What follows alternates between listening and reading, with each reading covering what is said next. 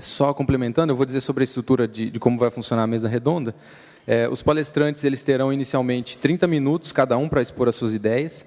Em seguida, a palavra volta ao mediador da mesa, que terá feito a apresentação, para que sejam feitas perguntas entre eles. E os últimos 20 minutos, a palavra é passada a vocês, ao público, para que façam as perguntas desejadas a qualquer um dos 3 integrantes da mesa.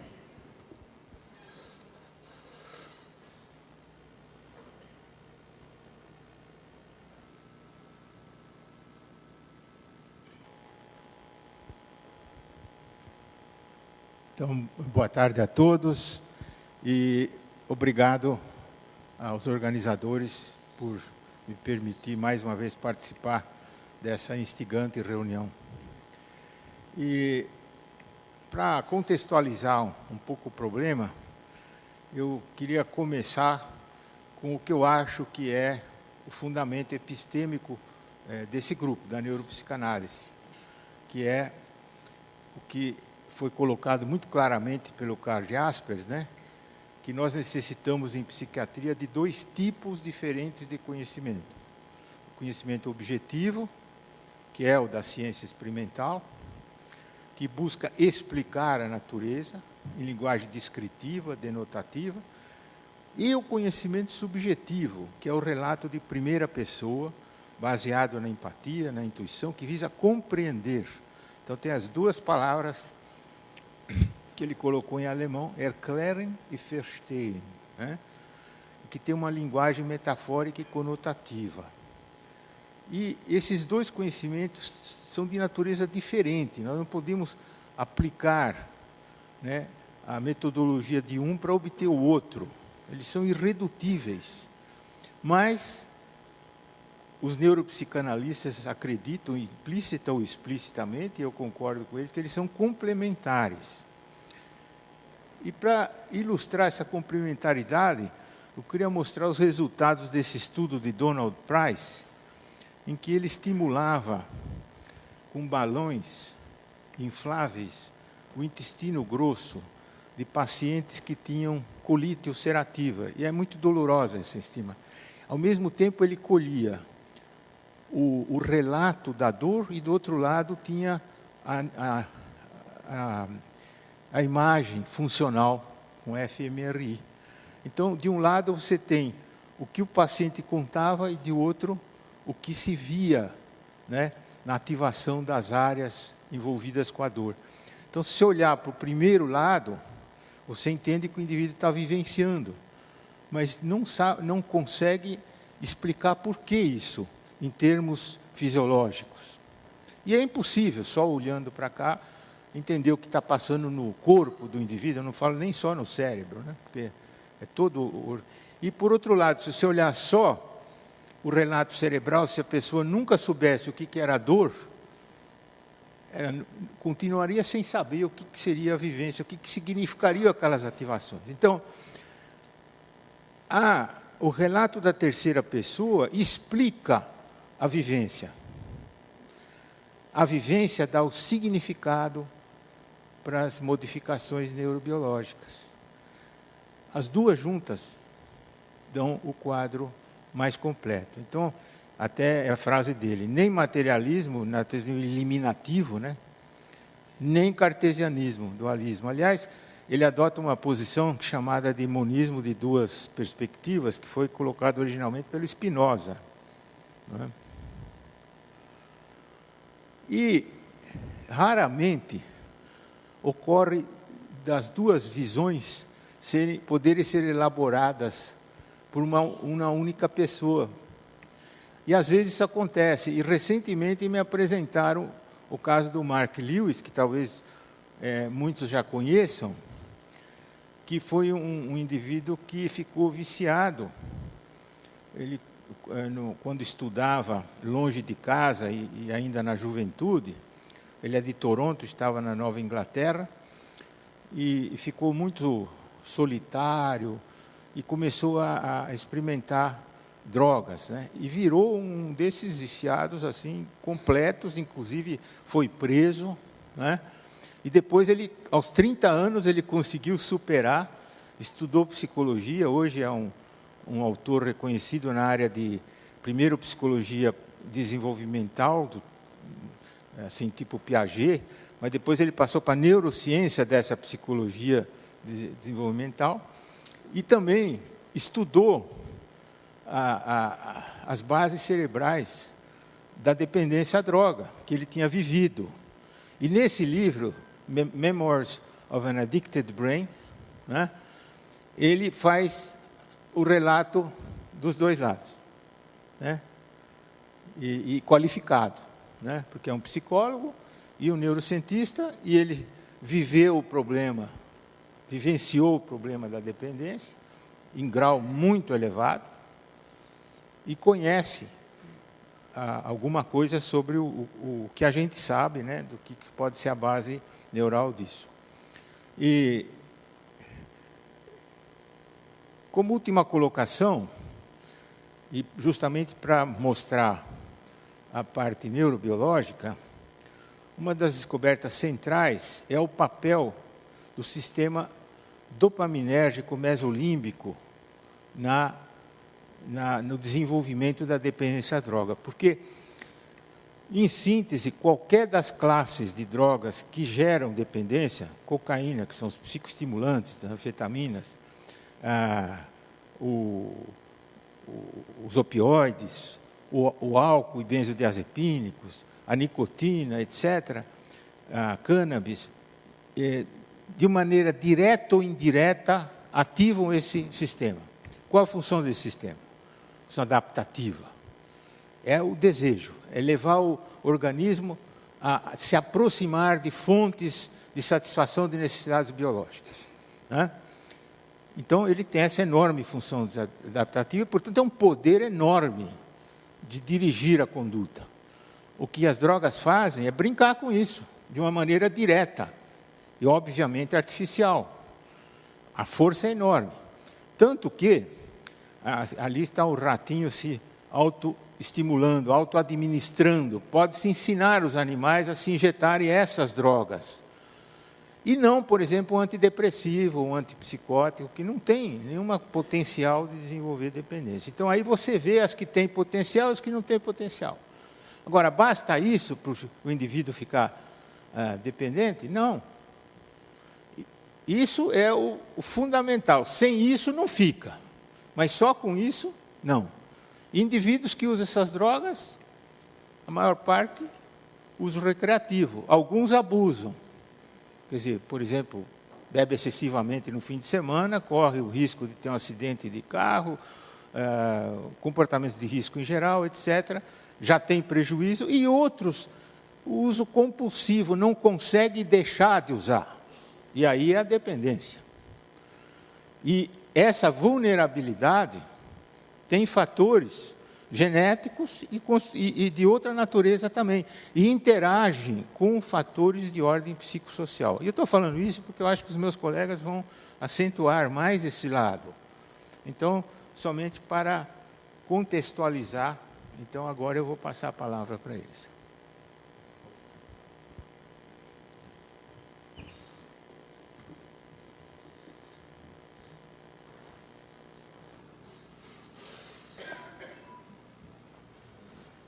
Bom, queria primeiro agradecer o convite para participar dessa mesa, dizer que é uma honra estar aqui com o Dr. Greff. Como eu estava dizendo a ele no início, eu estudei nos livros dele quando eu estava me formando, então é um prazer ver a pessoa ao vivo e a cores. Infelizmente, ou felizmente, eu não vou entrar muito nessa área de neurobiologia na minha fala. Eu vou, na verdade, falar um pouco mais da questão social relacionada à legalização das drogas. Esse tempo vai correr ou eu posso continuar falando? Se você não quiser botar play, eu até prefiro. Bom, para mim e para várias pessoas cada vez mais no mundo, a guerra às drogas falhou. E eu vou detalhar um pouco disso e dizer que a legalização pode ser uma opção. Eu não tenho, e nenhuma pessoa que eu converse hoje em dia que converse seriamente sobre esse assunto tem uma opinião sobre o que realmente vai acontecer. A gente não sabe o que vai acontecer. Então, como o Dr. Greff estava falando, a gente tem que experimentar certas coisas na nossa sociedade. Aqui está o último relatório das Nações Unidas sobre o consumo de drogas. A gente vê aqui as plantações de coca de 2003 a 2012, no Peru e na Bolívia. A gente vê que é algo estável. Você não vê uma redução clara, você também não vê um aumento, mas a gente vê que é algo estável. Então, a gente vê assim, 13 anos de milhões de dólares de investimento. Assim, a gente não vê um efeito claro na redução de plantação de coca.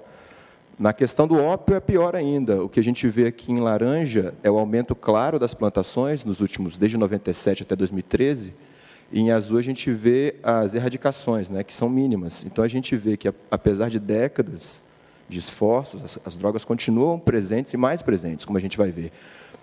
Dados de 2006 e 2012, a gente vê que o número de consumidores de drogas ilícitas só está aumentando.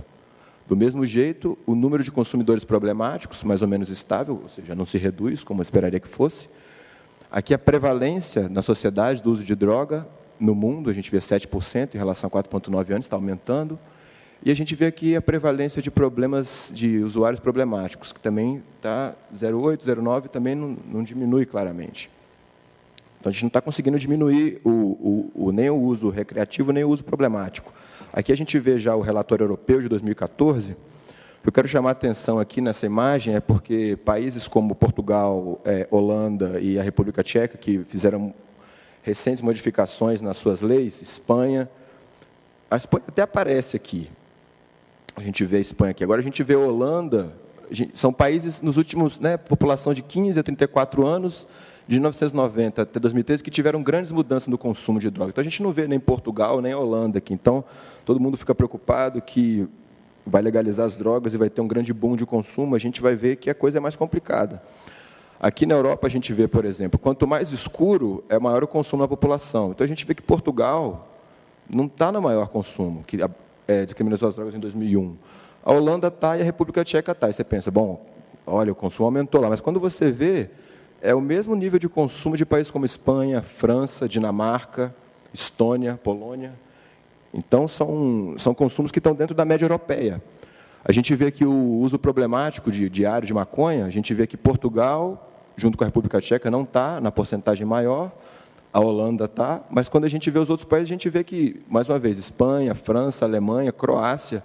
Então, tem vários países da Europa que têm leis mais proibicionistas, que aumentam as penas, e que a gente não vê um padrão claro de aumento em países que mudaram a lei, como Portugal e a Holanda, por exemplo. Aqui a gente vê também o uso de cocaína. A gente vê aqui, quando aparece a tendência dos 10 países com maior prevalência de consumo de cocaína. E quando a gente vê a Holanda, na verdade, a gente está vendo um decréscimo do consumo de cocaína em alguns anos aqui.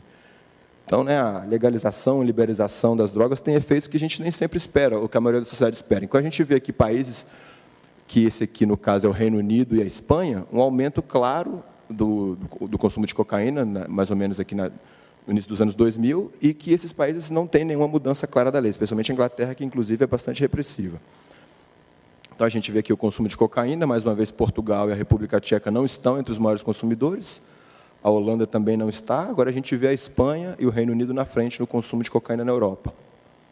Então, apesar de décadas de investimentos econômicos e militares, a gente vê aí, em verde, as apreensões de cocaína, em azul, as apreensões de cocaína, parece aumentar, mas é estável desde 1990, ou seja, nos últimos 30 anos, nos últimos 20 anos, não é isso? 20 anos. Não, 30 anos, isso mesmo. E aqui a gente vê as apreensões de maconha, um número crescente de apreensões. Então, assim, apesar disso, a gente vê aqui no contexto europeu as apreensões de cocaína em azul aumentando, a de maconha também, a gente vê a heroína. Apesar de todo esse esforço, esse gasto militar, essas vidas, essas prisões, as drogas estão cada vez mais baratas e mais puras. Como assim? Estados Unidos, 1990 a 2009, o preço, isso aqui da heroína, só diminuindo, e a pureza aumentando. Cocaína, o preço também aqui diminuindo, aqui começou a aumentar um pouco, mas a gente vê em 20 anos, assim, em décadas, o preço vai diminuindo e a pureza ou está a mesma ou tem picos de aumento. A gente vê aqui no caso da maconha, que é o caso mais claro, que se fala muito hoje em dia do aumento do THC, a potência claramente aumentando em vermelho e o preço minimamente estabilizando, mas não aumentando ou diminuindo. E a gente vê aqui o preço dos opiáceos e cocaína na Europa, desde 1990 até 2007, claramente as drogas estão ficando mais baratas. Mais baratas. Eu tive fazendo meu doutorado na Espanha, e, poxa, na Espanha você compra na rua, assim, uma coisa que eu estava conversando até com o Emanuel, a gente fala que é proibido, mas dependendo do lugar que você vai, aqui em Ribeirão Preto, a 20 minutos de carro ali no aeroporto, você para na rua, tem uma criança de 12 anos, te vende meio quilo de maconha, cocaína, está aqui do lado, então assim, não está funcionando. Não... Mais baratas e mais puras, isso aqui a gente está vendo um gráfico em relação à metanfetamina, que é uma substância que, ainda bem, a gente não tem muito consumo no Brasil, mas a gente vê que o preço claramente diminuindo e a pureza também claramente aumentando. O que a gente vê aqui são as diferentes leis que os Estados Unidos foi tentando aplicar para controlar. E a gente vê que, mesmo com a apreensão das leis, a pureza continua aumentando e o preço diminuindo. E mais diversificadas. Então, assim, mais uma vez, que eu tive lá na Europa, a quantidade de substâncias novas que tem cada vez mais na Europa é impressionante. A gente vê aqui, por exemplo, um gráfico de 2009 a 2013, as substâncias identificadas pela primeira vez naquele ano, 100 substâncias, só em 2009, 100 substâncias novas, que a gente não tem nem ideia da farmacologia, não sabe nem o que faz in vitro, nem em ratos, imagine em humanos. Então, ao você proibir as outras, os traficantes, os usuários costumam buscar outras. E assim sempre foi, e vai continuar sendo. Então, a gente está expondo, com essas leis, os nossos jovens a compostos que a gente não tem nem ideia do que vão fazer no corpo humano. E a gente vê aqui, identificado nos últimos anos, né? Então, a gente vê claramente em azul um aumento das substâncias novas.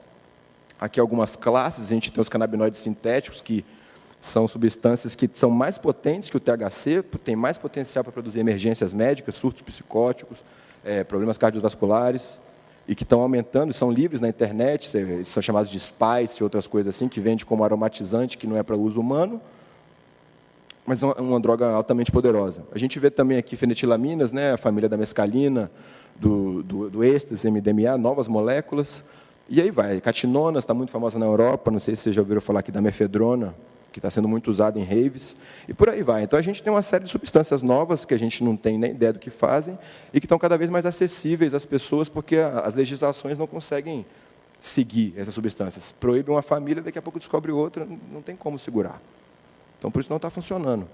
Então, a gente também tem um impacto desproporcional sobre minorias. Aqui foi um estudo brasileiro, feito pela Luciana Botox, em Brasília, no Rio, observando quem ia preso com a mudança da lei de 2006. Então, a maioria dos condenados era réu primário, com bons antecedentes, pouca quantidade de drogas, desarmado, preso em flagrante, e que não era da organização criminosa, ou seja, era um avião. Um moleque novo, que foi para a cadeia porque estava com uma quantidade baixa de maconha, a maioria menos de 100 gramas de maconha, uma quantidade considerada pouca para ser um traficante de grande porte. Isso aqui é uma das coisas que eu acho mais terríveis, ou seja, a Justiça Federal do Rio, estrangeiros, geralmente africanos, presos com quantidade maior de cocaína, difere do perfil do estadual, que são moradores das favelas, pobres, geralmente negros, e com pequenas quantidades. Entretanto, as leis para o segundo são mais rígidas. Como assim? Por quê? O que está acontecendo? Né? A condenação por tráfico no Brasil representa o maior sistema carcerário brasileiro, só atrás de crime de roubo. 70 mil pessoas na cadeia. A guerra contra a maconha em branco e preto, né? Vamos chamar assim. Então, o que a gente vê? O número total de prisões por drogas, que a gente vê claramente que está aumentando nos últimos 10 anos, as prisões nos Estados Unidos, por posse de maconha, não é nem tráfico, posse, um aumento também bastante claro. A porcentagem de drogas, no geral, que a porcentagem de posse de maconha, né, a gente vê também que o aumento nas prisões, em geral, das drogas, está muito associado pelo aumento por posse de maconha. Outra vez aqui, todas as prisões só de maconha relacionadas por posse, ou seja, a gente está falando de usuários recreativos, pessoas que estão com consumo próprio, que não estão, em princípio, vendendo. Isso aqui também me parece bastante preocupante. Embora a taxa de consumo de maconha dos Estados Unidos nos últimos 10 anos seja similar entre brancos e negros, olha a quantidade de negros que vai preso proporcionalmente aos brancos. Isso aqui é a taxa de prisão de negros e brancos. Então, a gente vê aqui no meio a média nacional, aqui a população branca e a população negra. Então, assim, mesmo com um consumo similar, a gente tem claramente um viés, uma política, né, socialmente excluyente, que exclui as minorias costumam ser negros, tanto no Brasil quanto nos Estados Unidos, quanto na Europa, e o que a gente vê é um círculo sem fim de pessoas que já estão socialmente desfavorecidas, vão para a cadeia, ficam mais socialmente desfavorecidas, tem estigma, não arrumam trabalho, a gente tem uma panela de pressão que explode em cima da gente, que é assaltado no sinal, né, que tem a família, ou a mãe, a filha, arrisca ir para o colégio ou sair de noite, porque tem pessoas, né, com menos condições que estão desesperadas também. Isso aqui foi o relatório da 4ª Inspeção Nacional de Direitos Humanos, de 2011, do Conselho Federal de Psicologia. Então, para onde estão indo essas pessoas, né, que a gente está aprendendo ou tratando? Realizado em 68 instituições em 24 estados, mais o DF. Claras violações de direitos, imposição de normas e regras, ruptura total dos laços afetivos e sociais, impedimento de qualquer comunicação com o mundo externo, violências, humilhações e tortura, internos enterrados até o pescoço, como castigo de beber água de vaso sanitário, refeições preparadas com alimento estragado, trabalho forçado, e alguns internos estavam feridos no momento da inspeção. Os pobres recebem pior tratamento que os ricos, e crise de abstinência é assim, ou espera passar ou chama a família, com claro risco da vida para pacientes mais graves. Então, assim, é um relatório que saiu em 2011, está acessível na internet, quem quiser buscar, mostrando que como as comunidades terapêuticas no nosso país, além de ter um claro viés religioso, de tratar, às vezes, de doutrinar as pessoas, né, tem esse lado de tortura, humilhação e violência que realmente a gente tem que se preocupar para onde a gente está mandando nossos dependentes, né? E a coisa não para por aí. A ONU condenou as prisões brasileiras, fizeram um relatório em 2013, né, uso excessivo de encarceramento, acesso à justiça severamente deficiente, falta de autonomia, uso indiscriminado de prisão provisória, superlotação, tudo que a gente já conhece, e aqui, claro, o uso excessivo da prisão compulsória para usuários de drogas. Então, assim, até a ONU, além da crueldade, né, e principalmente contra pessoas negras, está estampado nas manchetes. Quando a comissão veio aqui, eu lembro de ficar espantado com a leitura deles disserem que numa prisão, acho que no Espírito Santo, eles tiveram que entrar de bota de plástico e máscara, que eles não estavam aguentando o cheiro e o nojo da prisão. Então, né, para a gente manter a criminalização, nossos jovens vão para esses lugares. Depois a bomba explode na gente. E o sistema de classificação das drogas, que estão em voga tem mais de 100 anos, também não estão corretos, não tem a ver com o conhecimento que a gente tem de psicofarmacologia hoje. Então, a gente vê aqui claramente que, isso é um estudo publicado em 2013 por um grupo holandês, que o álcool e o tabaco estão entre as drogas mais perigosas da nossa sociedade. A gente vê ali a maconha no meio termo.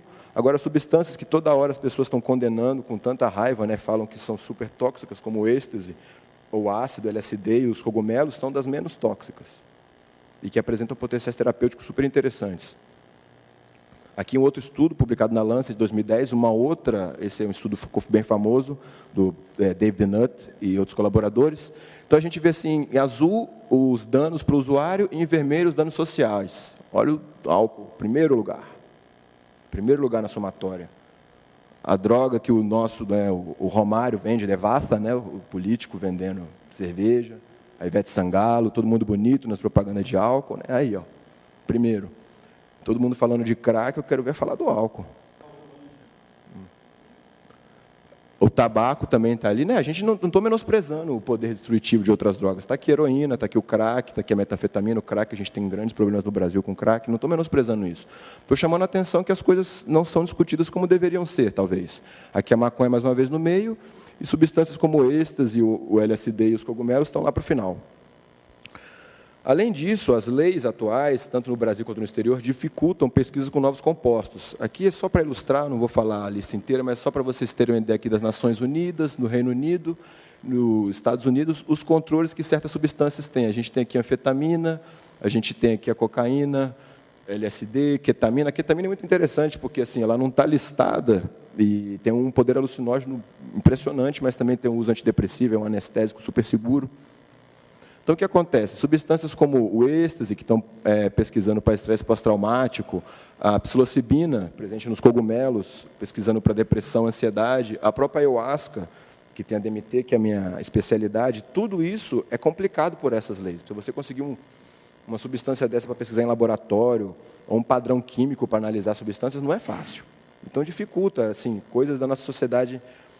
Nós temos uma dificuldade com a morte, por exemplo. E o tratamento com os pacientes terminais na nossa sociedade é muito limitado, não tem muitas opções. Algumas dessas substâncias, como o LSD e a psilocibina, estão sendo pesquisadas para tratar ansiedade e depressão em pacientes terminais. Então, é uma população que não tem remédio para seus sofrimentos e que as leis dificultam novas pesquisas. Mas as coisas parecem estar mudando. Então, o estudo britânico, agora é 2014, apoiando a legalização das drogas, dizendo que 40% dos presos do mundo são crimes relacionados a drogas. Um estudo publicado, respaldado por 5 prêmios Nobel da Economia, se eu não me engano, eram todos da Economia. O New York Times também está fazendo cada vez mais declarando cada vez mais a favor da legalização da maconha nos Estados Unidos. E é um mundo contraditório que a gente vê. A maconha é proibida federalmente, mas a gente tem hoje em dia basicamente a metade do país, 25 estados, com políticas de maconha medicinal. Colorado e Washington aprovaram leis para uso recreativo e outros estados vão vir atrás logo, logo. Então, assim, a gente tem uma contradição, cada vez mais a sociedade exigindo o acesso a essas substâncias, de maneira mais ou menos controlada. Enfim, isso não é a discussão do tema aqui agora. Por exemplo, eu não concordo com o Colorado com esse monte de propaganda que eles fazem de produtos de maconha. Eu acho que isso é uma coisa sem propaganda, uma coisa acesso a adultos em ambientes restritos, uma coisa, inclusive, mais controlada que o álcool. Sem propaganda na televisão, jamais, nada disso.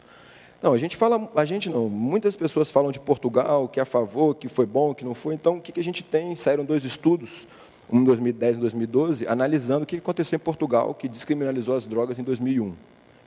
Só para chamar a atenção do outro fato, como eu falei, eu estava lá na Espanha, a Espanha nunca criminalizou as drogas. Nunca, não tem lei na Espanha que criminalize consumidor. E ninguém fala da Espanha. Todo mundo, Portugal, os espanhóis falavam, a gente está aqui. Nunca criminalizou lá o uso pessoal de maconha e heroína, você paga de 30 a 3 mil euros, dependendo do que você está fazendo. Se você está injetando heroína na frente de uma escola, vai ser pior para você.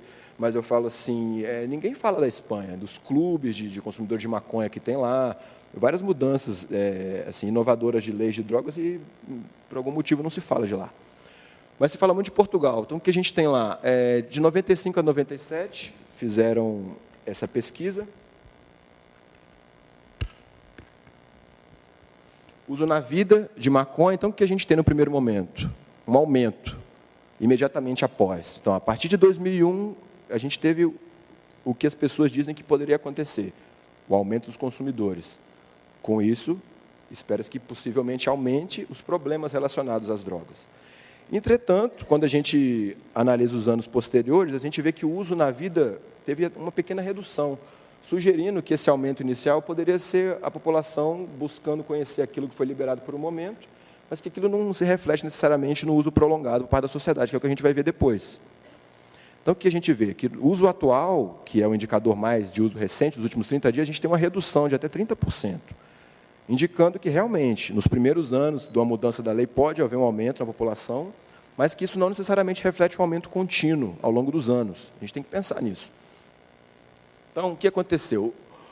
Teve um debate na televisão, uma pessoa dizendo que foi um desastre e outra pessoa dizendo que foi a melhor coisa do mundo. Só que acontece, foram feitas apenas 4 pesquisas, essa é da Organização Mundial da Saúde, essa foi feita na Europa como um todo, e essas 2 são de Portugal.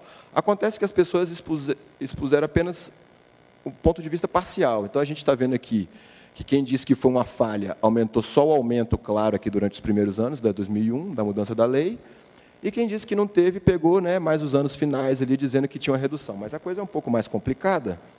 A gente vê realmente que teve um aumento, uma outra pesquisa na Europa mostrando que teve um aumento nos primeiros anos, e, ao mesmo tempo, as pesquisas mostram realmente que depois houve uma redução do consumo na vida de drogas, em Portugal, nesse caso. Isso na população de estudantes. Agora, a gente vê na população adulta, de 15 a 64 anos, a gente observou um pequeno aumento, tá, o exemplo da anfetamina de 0,5% para 0,9% da população, um aumento discreto nos primeiros anos, também parece estar associado a um aumento da experimentação, porque quando a gente vê o uso nos últimos 12 meses ou nos últimos 30 dias, pouca ou nenhuma mudança. E quando a gente destrincha esses dados, a gente vê que esse pouco aumento estava no grupo de 25 a 34 anos, que é o grupo da idade que gosta mais de experimentar com as drogas. E uma coisa muito interessante do ponto de vista de saúde pública, que no grupo de 15 a 24, que é o grupo de maior risco, adolescentes que estão na fase de formação do cérebro, comportamento, a gente teve uma redução nesse grupo. Então, o gráfico mostra aqui que a gente teve aqui 2001, quando descriminalizou, e 2007. A gente vê um aumento no uso da vida que não foi acompanhado pelo uso recente ou uso atual, anos depois da lei, que foi mudada. A gente vê aqui também, destrinchando a população, a gente vê aqui em todas as classes das idades um aumento, mas quando a gente vê os dados mais recentes, a gente vê que o aumento estava concentrado só nos usuários adultos, enquanto nos usuários mais jovens a gente teve aquela redução, o que poderia ser, fazendo a conta, né, no final o efeito poderia ser benéfico. Esse gráfico é muito interessante também, mostrar por quê. A gente vê aqui em Portugal todas as drogas, maconha e êxtase ao longo dos anos, a gente vê um aumento. Entretanto, esse aumento também estava presente não só na Itália, que é um outro país que o estudo pegou como exemplo, mas na Europa como um todo. Então, o que se viu em Portugal é um padrão europeu. O aumento não foi porque mudaram a lei em Portugal, porque é um padrão regional, que aconteceu em outros lugares da Europa. E outra coisa, a gente vê que o consumo de Portugal está tanto abaixo da Itália quanto da média europeia. No caso da Austrália, de 1970 até 2010, eles fizeram várias mudanças nas leis, buscando descriminalizar. Certos estados na Austrália liberaram o consumo e outros não, e esses pesquisadores fizeram um apanhado geral e comparando os estados que liberalizaram a maconha, não, liberaram a maconha ou não. Então, a gente tem um pequeno aumento nos primeiros 5 anos, replicando o que foi visto em Portugal, no uso na vida. Isso é um dado preocupante, a redução da idade de consumo. Então, o que a gente tem aqui? Em negro, a gente vê antes de descriminalizar, os picos de consumo aqui, mais ou menos nos 15, 18 anos, e depois esse consumo vai diminuindo ao longo da vida. Quando mudaram as leis, esse consumo veio para a população mais jovem, pós 16 anos. Então, 2 coisas aí. Primeiro, a gente vê de novo um aumento limitado no tempo do consumo, indicando possivelmente do uso experimental, o que poderia ser bom a longo prazo, que fica estável depois. Entretanto, quando a gente tem jovens, cada vez mais jovens consumindo, a gente pode ter um maior potencial de reações adversas. Então, isso, eu pessoalmente acho que a legalização das drogas vai vir, 10, 15, 20 anos. Eu acho que nós, como profissionais da saúde, a gente tem que se preparar. E se a gente for ver esse tipo de padrão, a gente tem que se preparar para acolher essas pessoas que tiverem possíveis problemas. Mas a minha opinião pessoal é que vale a pena correr o risco, pensando nas décadas seguintes, e na saúde dos nossos jovens, enfim, na prisão dos nossos jovens mais socialmente desfavorecidos. E eu quero só terminar com essa imagem aqui, desse relatório aí da Comissão Global de Política sobre Drogas, que está o Fernando Henrique e uma série de outros ex-líderes mundiais, que é engraçado, né? Todo mundo vira ex-líder e começa a falar da legalização, né? Quem fala legalizar mesmo no poder são poucos. Mas o que a gente mostra aqui? Que, por um lado, que é o que a gente tem hoje, é um aumento claro dos danos sociais e saúde na mão dos criminosos, na proibição, que o controle não está nas nossas mãos. E a gente vê no outro extremo um mercado não regulado, que seria o livre acesso, que às vezes você fala, legalizar, tem gente que pensa ter crack e heroína no mercado, né? Mas não é isso que a gente está falando. Então, o que eu realmente acredito, a minha opinião pessoal, é que quanto mais regulado estiver esse mercado, mais a gente vai ter como controlar e poder reagir melhor às possíveis reações adversas derivadas do consumo abusivo e compulsivo de certas drogas. Muito obrigado, espero que vocês tenham gostado.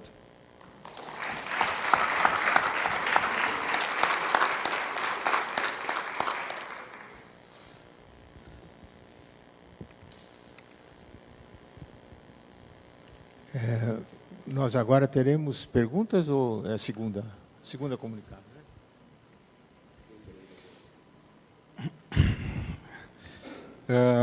Antes de mais nada, quero agradecer ao Grupo Verde o convite, a lembrança do meu nome, mais uma vez, e sim, a honra de estar na mesa aqui com o professor Graef, uma referência, né, pesquisa no nosso país, a honra de estar com o Rafael, está empenhado nessa pesquisa da utilização das drogas, são pesquisas que contribuem imensamente, né, para todo o trabalho, inclusive da saúde na ponta. E agradecer a presença de vocês aqui também.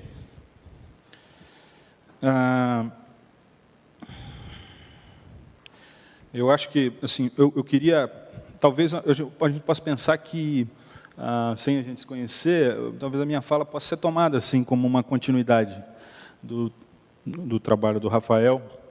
Talvez ele coloque assim alguns pressupostos. A pergunta que eu talvez fizesse como um resumo da minha fala seria o seguinte: bom, se esses dados são todos tão evidentes, né? Se esses dados são tão espetaculares, né, de que, por exemplo, a liberalização aumenta o uso abusivo, mas não aumenta o quadro de dependência em nenhum dos lugares que aconteceu, é um dado surpreendente, né? Por que, se uma pessoa agora subisse aqui e falasse a droga mata, a droga destrói a família brasileira, a droga causa dependência, a droga deixa as pessoas psicóticas, nós todos sairíamos angustiados pedindo a proibição da legalização? A gente esqueceria completamente o que o Rafael teria falado, não é? O discurso do terror da droga, ele tem muito mais efeito. Por que esses dados o Caco Barcelos não publica? Por que o Caco Barcelos, quando vai fazer o programa dele, ele vai ver a mocinha que está lá na Cracolândia, psicótica, e ele só pega, então, uma pessoa que vai dizer ela está assim porque um dia ela estava andando na rua, feliz da vida, e aí tropeçou numa pedra de crack, e aí dali para frente a vida dela só piorou. Por que esse discurso sucumbe, né, algumas evidências que, claro, assim, a gente deve tratar sempre com muita humildade o tema. Isso que o Rafael trouxe não inicia o debate, mas não seria uma solução no sentido do tratamento. Mas seria um dado importante na forma como a gente lida socialmente com o fenômeno. Então, por que o discurso do terror, diante de todas essas evidências que o Rafael trouxe, por que o discurso da droga como um objeto terrível sempre cala no coração das pessoas de uma forma mais evidente? Essa é uma pergunta que eu iniciaria a minha fala. Porque o que eu gostaria de trazer é uma discussão sobre a droga como objeto. E que, no meu ponto de vista, então, assim, fazendo como meu pai, que sempre explicava a piada antes de contar,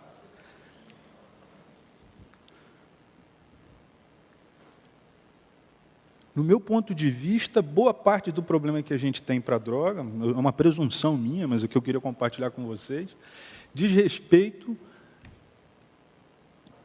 a uma fetichização do objeto que a gente tem hoje, e que a droga assume um lugar como poucos, mas que ela não é a único. Então, eu não vou falar tanto da fetichização, porque eu já falei disso ano passado, aí eu fiquei com medo de ser assim, repetitivo. Mas, vamos dizer assim, por debaixo vai estar isso. O que há de novo no uso da droga? Por que esse tema mobiliza tanta gente, se nunca houve uma sociedade no mundo que não usasse droga? O que acontece que todo mundo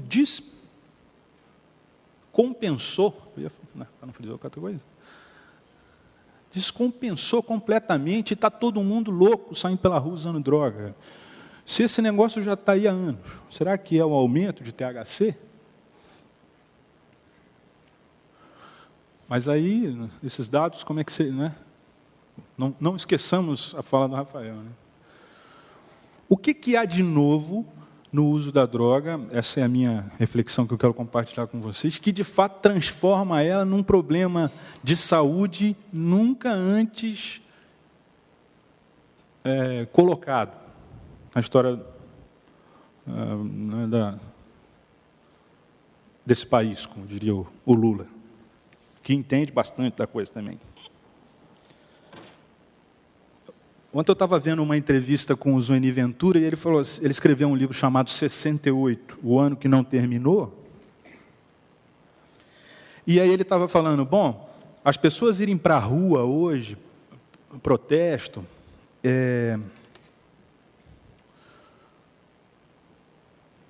isso é efeito de 68, ele diz. Foi por causa de 68 que as pessoas assumiram essa posição.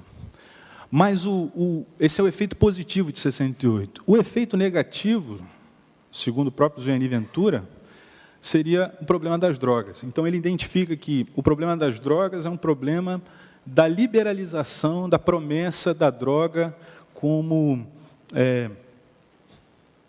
abertura de mente, né? E, então, ele diz que foi todo aquele movimento de 68 que fez com que as pessoas acreditassem que a droga era uma coisa boa, e aí a droga puxou o tapete de todo mundo, e agora está todo mundo louco. O Keith Richards não concordaria com isso. Eu acho interessante, né? Eu dei uma entrevista para a Folha de São Paulo de Ribeirão, um cara fazendo um suplemento sobre álcool, e aí, no meio da conversa, eu perguntei assim, olha, cara, eu conheço uma pessoa de renome internacional, tem mais de 70 anos, trabalha todos os dias, e foi usuário durante mais de 45 anos.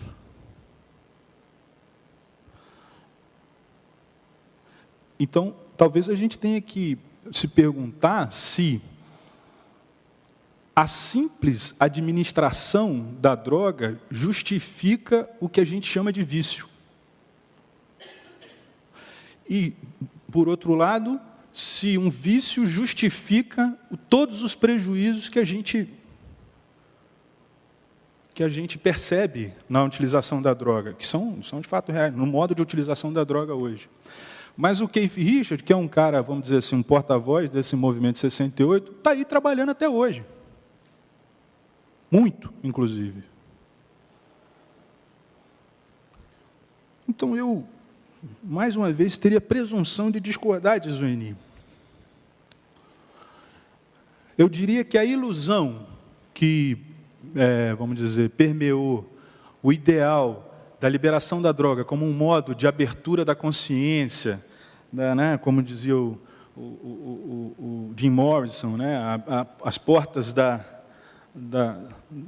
consciência, esse ideal é o mesmo que faz com que uma pessoa abandone tudo. O que está por trás desse ideal é a mesma coisa que faz com que uma pessoa abandone tudo. E não necessariamente, eu coloco isso em questão, né, a simples interação entre molecular.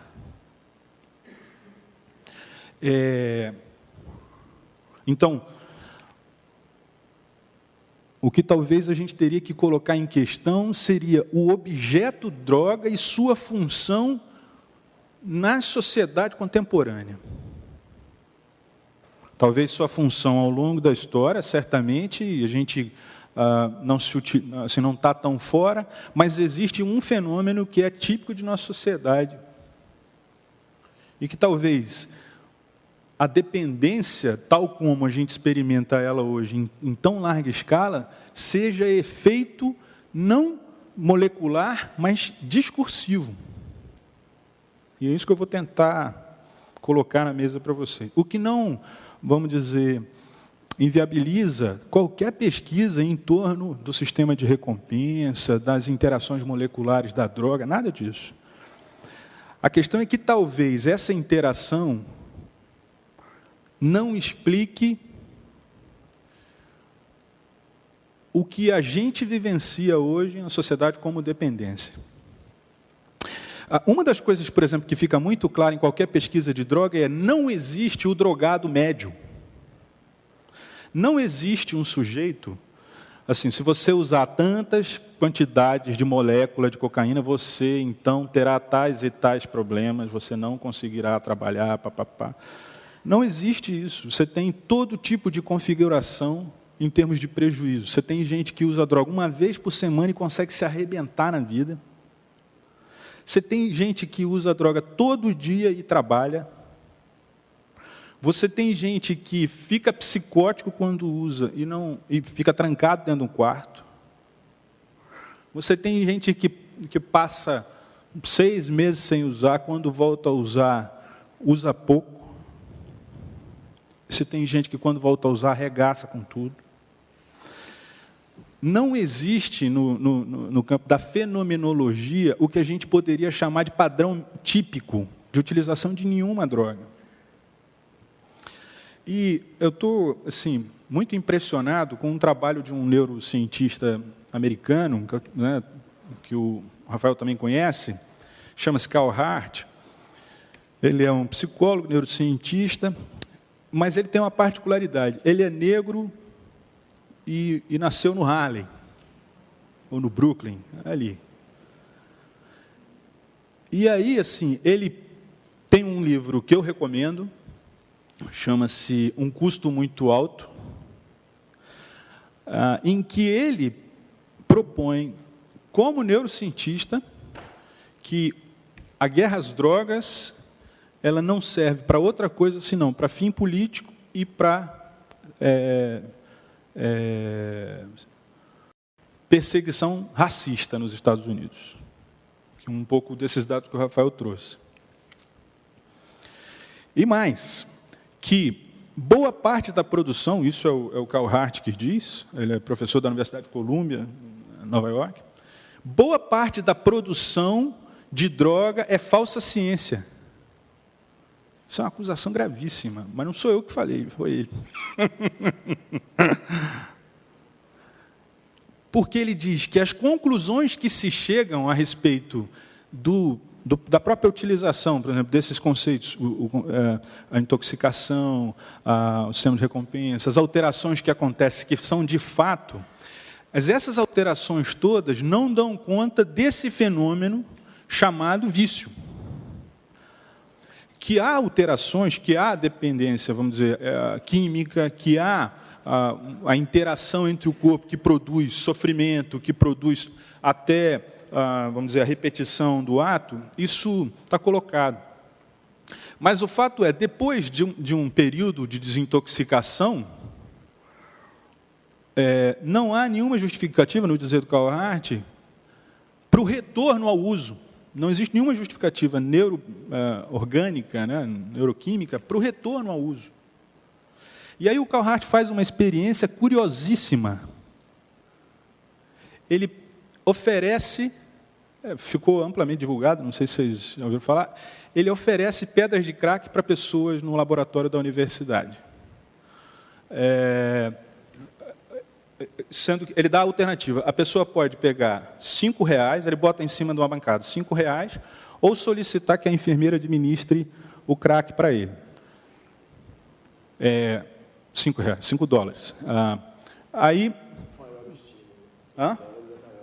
Não, $5 e o equivalente em crack. E se a pessoa escolhe o crack, vem uma enfermeira toda paramentada, dá a pedra para o sujeito fuma, ele pode fazer isso 2 ou 3 vezes, tem um limite, aí ele vai embora. Ele disse que, quando é oferecido $5, você conhece essa pesquisa, provavelmente? Não. Quando é oferecido $5, metade das pessoas pega o dinheiro. Então, essa experiência já prova, nessa fase, que a ideia de que um usuário é irresistível diante do objeto droga cai por terra. Aí você pode dizer assim, mas ele vai pegar o dinheiro para comprar droga. Sim. Não interessa. Se ele pôde adiar, por qualquer motivo de decisão, isso significa que ele poderia adiar 2 horas, 3 horas, 4 horas. Quer dizer, o acesso livre e legalizado da droga, para ele, não fez com que ele usasse a droga, necessariamente, por metade dos casos.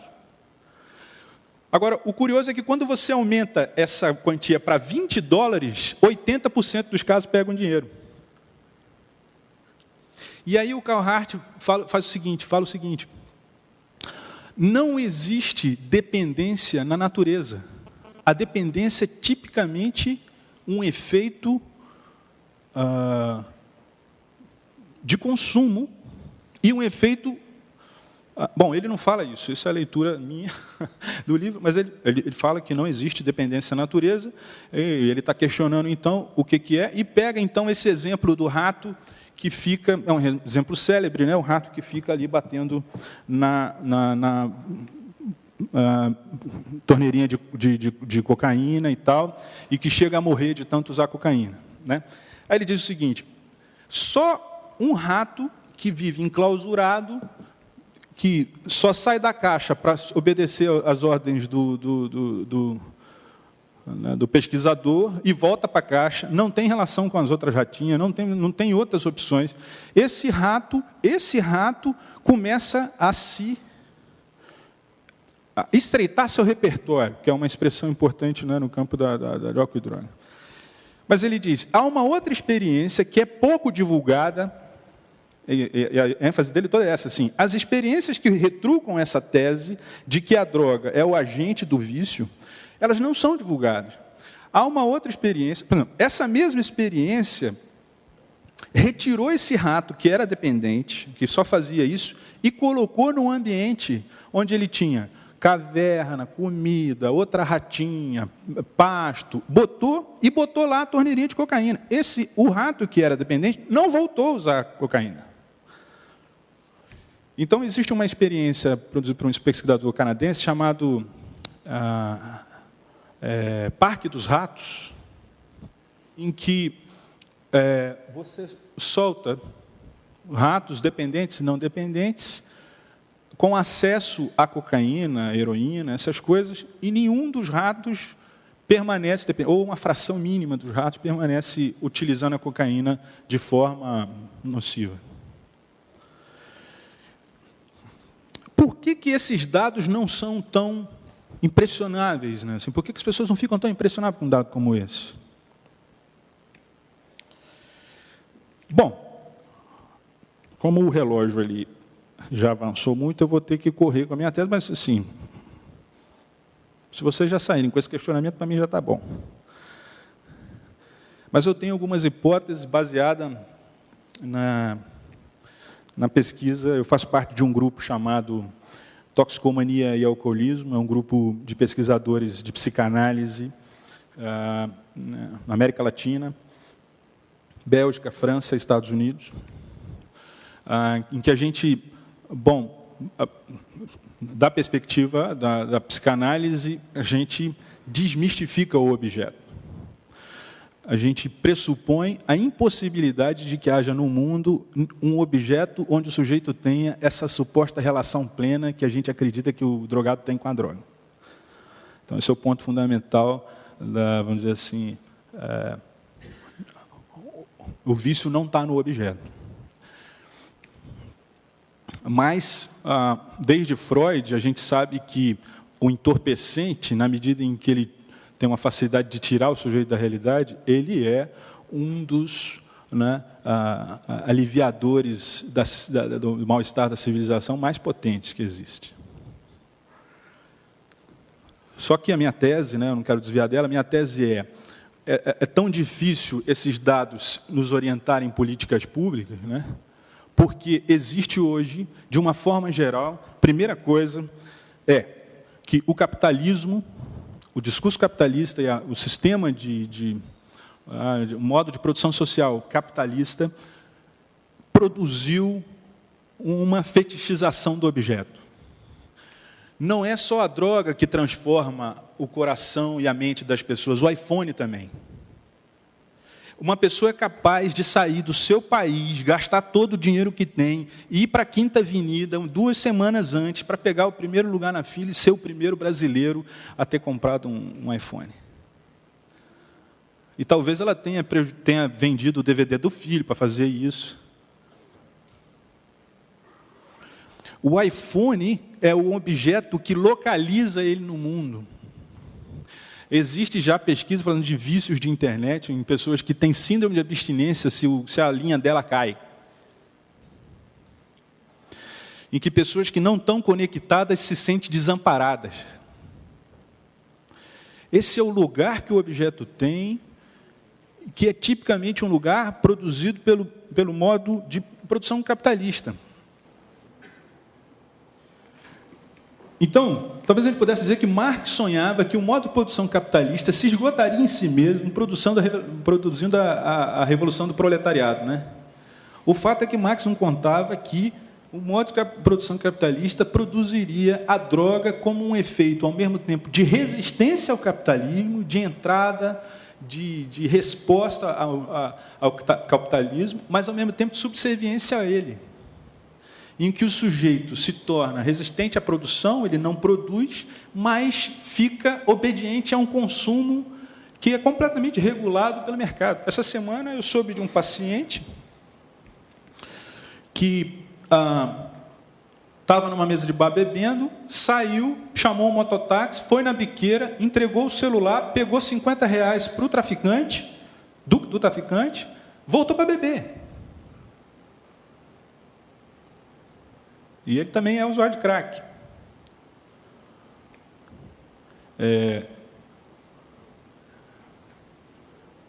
O que, assim, no caso dele especificamente, deu um pano para a manga, mas demonstra, assim, o lugar que o traficante está colocado hoje como um participante do comércio de objetos. Inclusive como caixa 24 horas. Porque, assim, eu não sei se eu estou conseguindo explicar para vocês como que isso denuncia uma posição, como que ele denuncia um certo lugar do traficante, que não é somente o cara, ele é o cara, é um participante da comunidade capitalista. Tanto que a gente fala de consumo de droga, né? Tem uma propaganda da Fiat que é impressionante, que um sujeito tem sua alma e ele está em conflito com a sua alma, ele quer comer verdura e a alma quer comer batata frita e hambúrguer, ele quer pintar a casa de verde, a alma quer pintar a casa de azul. É muito interessante. Aí ele vai no juiz para pedir que ele quer que o juiz, assim, arranque a alma dele fora, que ele quer se ver. Ele não quer mais se encontrar com a alma dele, ele quer mandar o juiz, sei lá, dar um sumiço na alma dele. A gente quer se separar, ele diz para o juiz. Aí a propaganda mostra todo esse conflito, essa divisão entre o que ele gostaria e o que a alma dele gostaria. Só tem um momento no final da propaganda onde a alma dele entra dentro do corpo dele e está todo mundo feliz, é quando ele sai de casa e vê o palio dele na frente da casa dele. E aí ele, junto com a alma dele, entram dentro do palio. É obscena essa propaganda. Sugiro que vocês procurem aí na internet. Mas é obscena dessa relação que o objeto está colocado hoje. O objeto é um objeto de felicidade, em que a sociedade coloca que ter garante o sentido de nossa existência hoje. Deus se foi, mas nos enviou um consolador, o objeto do capitalismo, que vai nos salvar, ou então, sei lá, vai nos aguardar até que o Salvador retorne. Esse Salvador quem é? É o outro braço dessa nossa experiência capitalista, que é o discurso da ciência. Aí eu vou ter que correr mais, mas eu fico no seguinte, existe uma mudança de paradigma na ciência. A ciência do século XVII era uma ciência de investigação da natureza. A ciência moderna, depois de Newton, ela passou a acreditar que podia descrever o universo. Newton produziu uma revolução tal na ordem do saber, e que afeta vários campos humanos, que nós passamos a acreditar que o universo poderia ser reduzido a leis matemáticas, a causalidades descritas em lei matemática. Então, quer dizer, o universo se tornou um objeto que pode ser manipulado. Ontem eu fui brindado com, num canal chamado Curta, um documentário do César Lattes, que eu vou dizer de novo, não fui eu que disse, foi o César Lattes. Eu podia estar apoiado em ombro, em um ombro mais gigante que esse. O César Lattes falou: eu sou professor de física. E física, em grego, se chama natureza. Eu aprendi que a gente tem que investigar a natureza. Hoje se quer descrever o universo. Aí o César Lattes fala assim: isso não é possível, né? A gente só faz o que pode.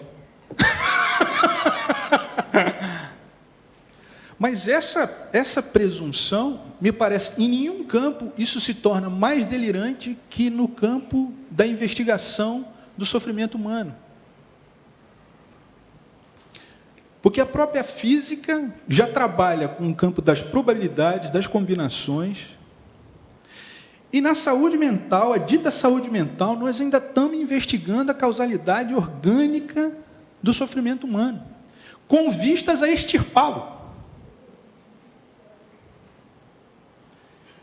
No meu ponto de vista, não é a pesquisa de neurocientífica que é equivocada, ela é fundamental, ela produz avanços, mas é uma certa presunção que habita o imaginário social de que a ciência nos produzirá objetos de satisfação que nos livrarão da morte, do inferno e do mal.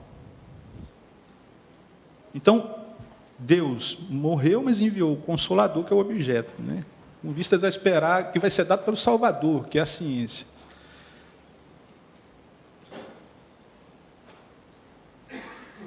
O que isso produz? No meu ponto de vista, me esclarece muito uma frase do Erich Hobsbawm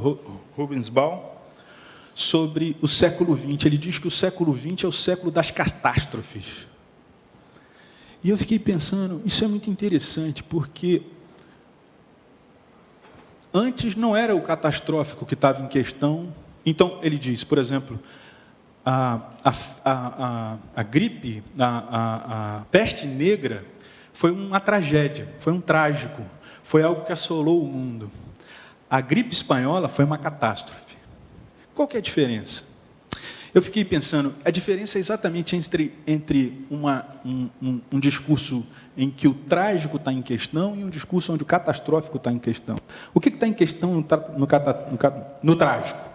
O que está em questão no trágico é um destino. É isso que é a tragédia grega.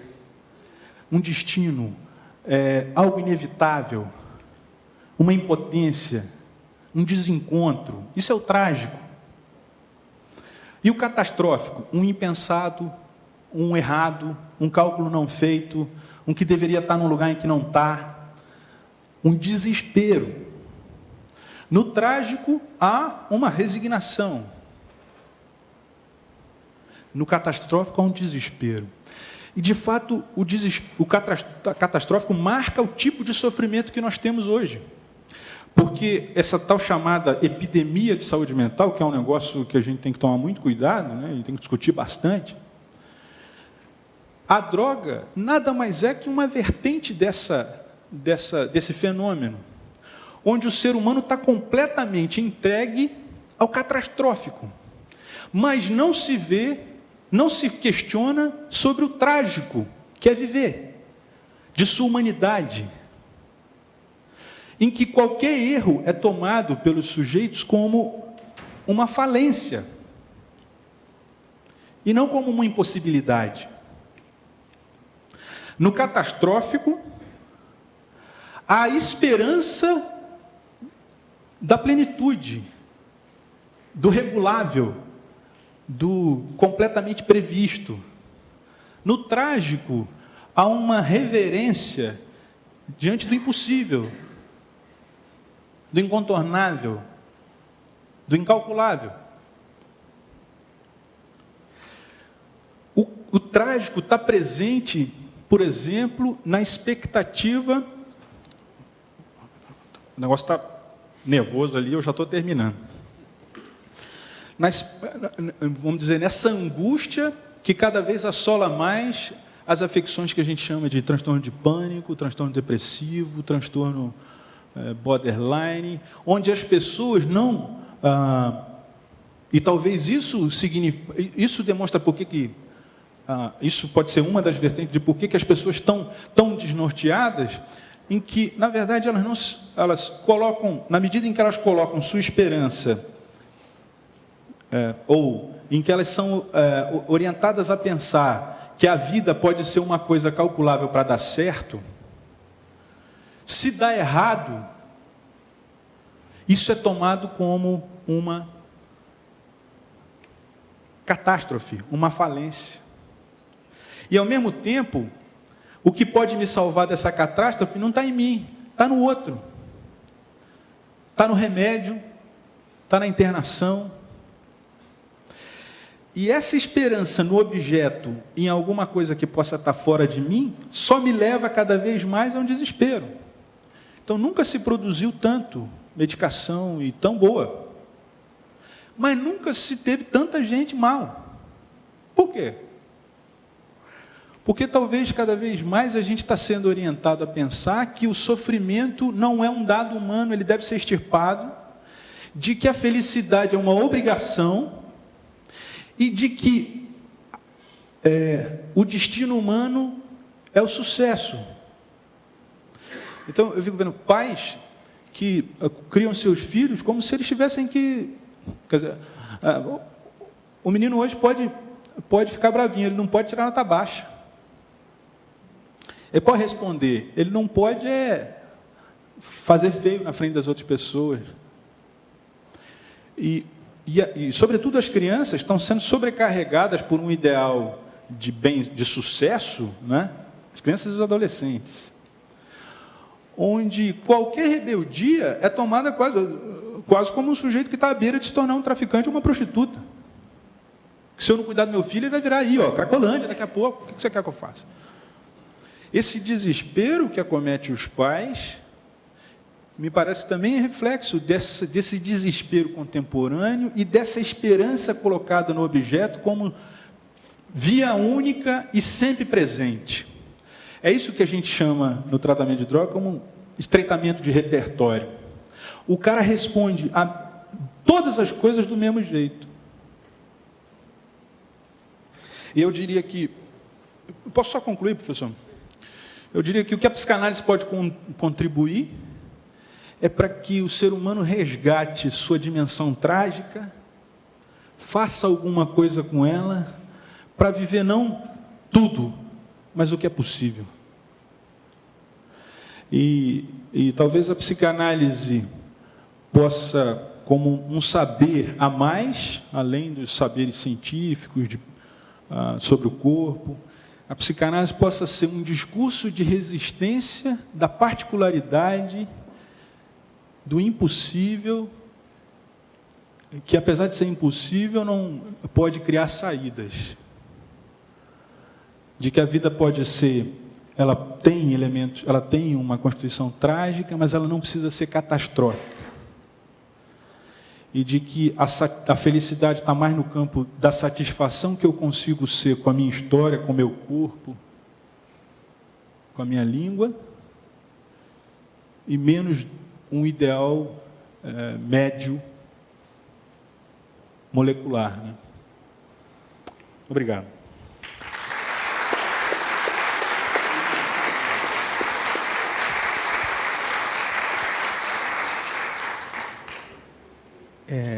Pelo que eu fui instruído, eu deveria fazer uma pergunta para ambos, uma só. Pode ser uma discussão entre vocês na mesa. Olha, diante de tanta coisa que foi falada, eu tenho muita dificuldade de fazer uma pergunta. Mas eu gostaria de levantar algumas questões para que eles comentassem. Por exemplo, que a guerra às drogas falhou, parece que hoje é consenso, né? Então, eu queria saber por que falhou, o que eles acham que foi o problema ou os problemas maiores. E uma coisa que eu não vi falar aqui também foi o papel do tráfico, que hoje, o tráfico é uma estrutura organizada que movimenta bilhões de dólares, mais do que o PIB de vários países, e, obviamente, isso aí deve ser um componente extremamente importante para manter a coisa funcionando, né? Isso não foi comentado, eu gostaria que vocês abordassem. E outra coisa também, esse problema de oferta e demanda. Quer dizer, eu vou adiantar um pouquinho, me parece que a guerra às drogas focalizou só na demanda. Aliás, só na oferta. Esse psiquiatra do Harley, ele viu o que aconteceu no Harley, mas ele não viu o que aconteceu na Colômbia, ou no Afeganistão, certo? Então, tudo isso tem que ser contextualizado numa coisa mais ampla. E vou adicionar mais uma coisa. O que vocês acham que deve ser feito no lugar da guerra às drogas?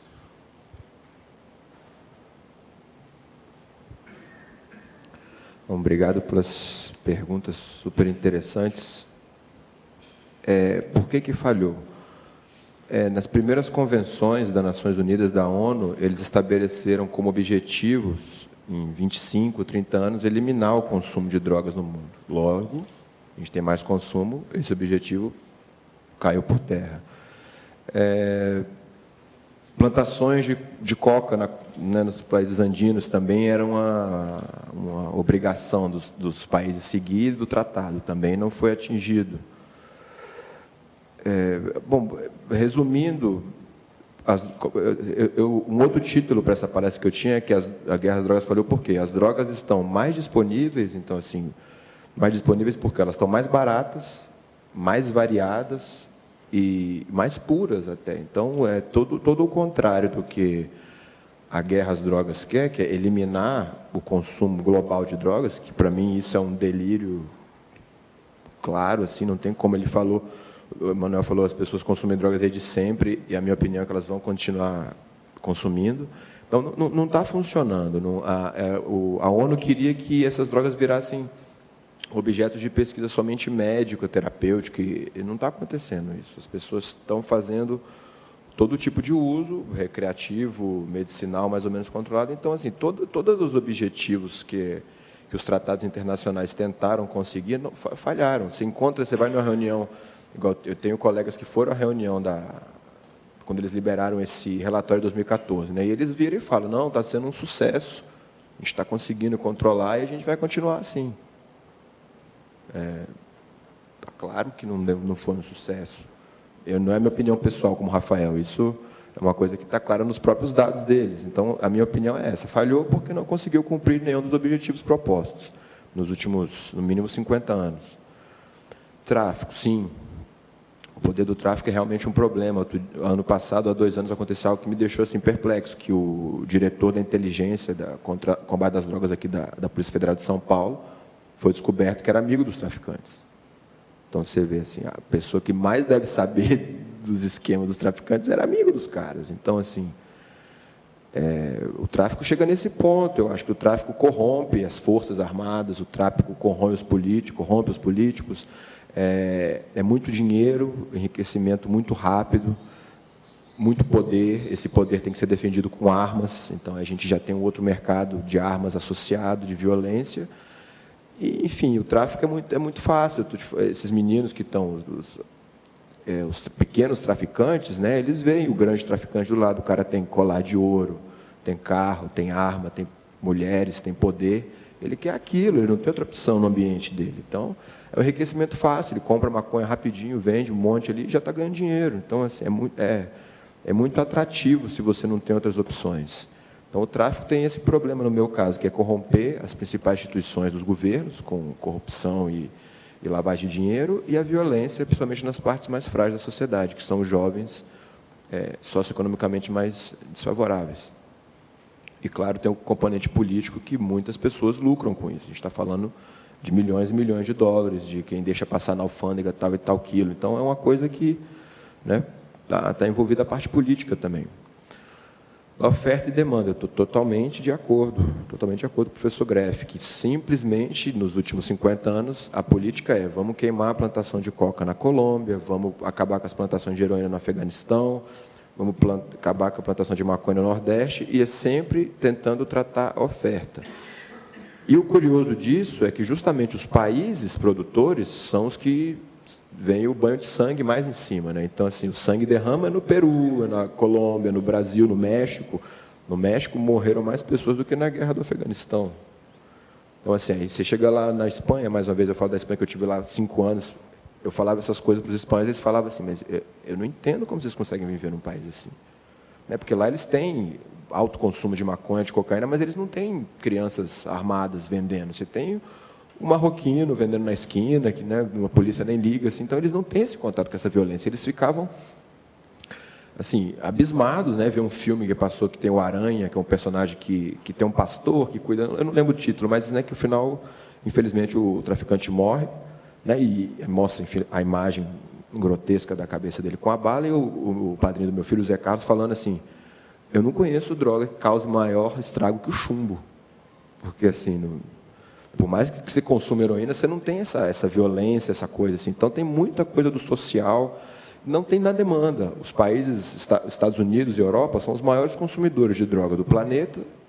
Não são os Estados Unidos está virando um dos maiores produtores de maconha, e a Europa tem muita produção de êxtase e ácido, mas, assim, maconha, cocaína, heroína, haxixe, a maioria vem de baixo, dos continentes de baixo, e o sangue derrama na gente. Então, assim, realmente deveria ter um maior trabalho de redução da demanda também, explicar, mas eu acho que isso é com informação, com as pessoas sabendo, olha, coisa prática, olha, maconha pode fazer isso, isso, isso, cocaína, eu realmente acredito que tem que ser inculcado na mente dos jovens a autorregulação. Eles não confiam mais na televisão, no jornal, não adianta botar lá que a droga faz mal na TV, porque eles não acreditam, ver o amigo fumando um baseado do lado, curtindo, que diabo está acontecendo aqui? Então, a primeira coisa é ter que conseguir a confiança dos jovens para diminuir a demanda e falar isso, olha, tem tais riscos, mas que você tem a sua responsabilidade como adulto nessa sociedade de tentar moderar esse consumo. E a minha opinião pessoal, né, o que fazer com a guerra às drogas é assim, a minha opinião clara é não seguir fazendo o que estamos fazendo. Eu não sei qual que é a melhor opção. A gente tem várias possibilidades. Uma coisa, uma descriminalização. Então, no primeiro momento, você pode evitar que os usuários sofram penas na cadeia, penais. Você tem isso acontecendo já em vários países da Europa, alguns na América Latina, mas isso não resolve, porque você continua com o tráfico de fundo. Então, assim, o que ele chamou o problema da porta dos fundos na Holanda. A maconha não é legalizada na Holanda. As leis lá permitem vender quantidades específicas em coffee shops, mas a maconha é ilegal. A maconha é plantada não sei aonde, nos barcos, nas terraças, nos prédios, mas a maconha é ilegal. Então, você não soluciona um problema dali do fundo, que é o controle pelo poder, pelo dinheiro, que geralmente cerca de violência. Então, a minha opinião é que a gente tem que cada vez experimentando coisas diferentes.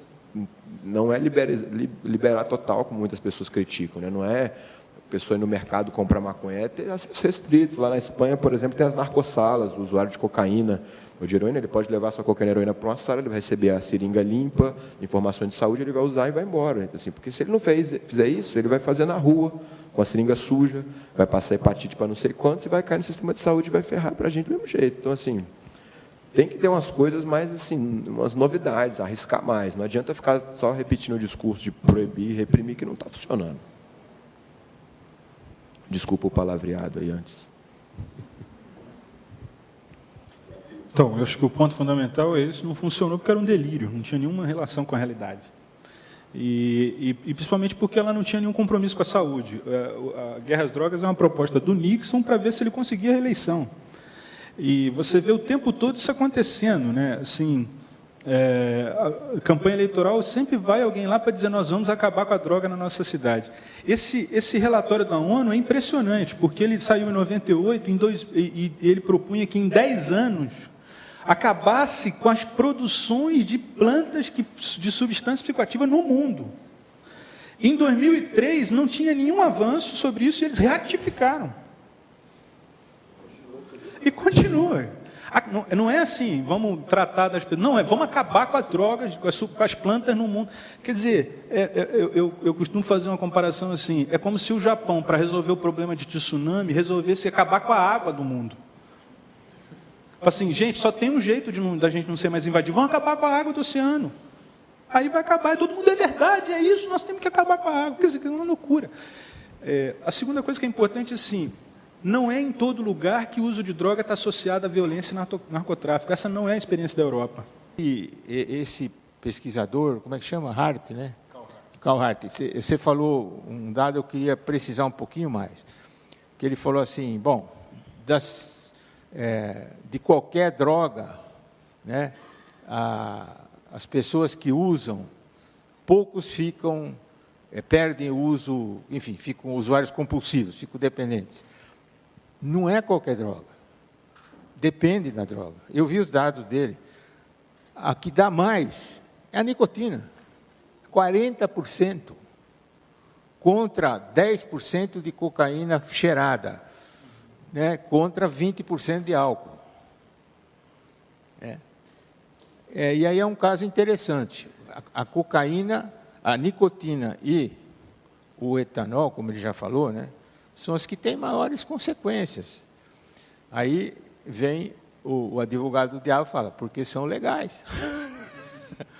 Quer dizer, acessibilidade é um fator. Acessibilidade e preço, certo?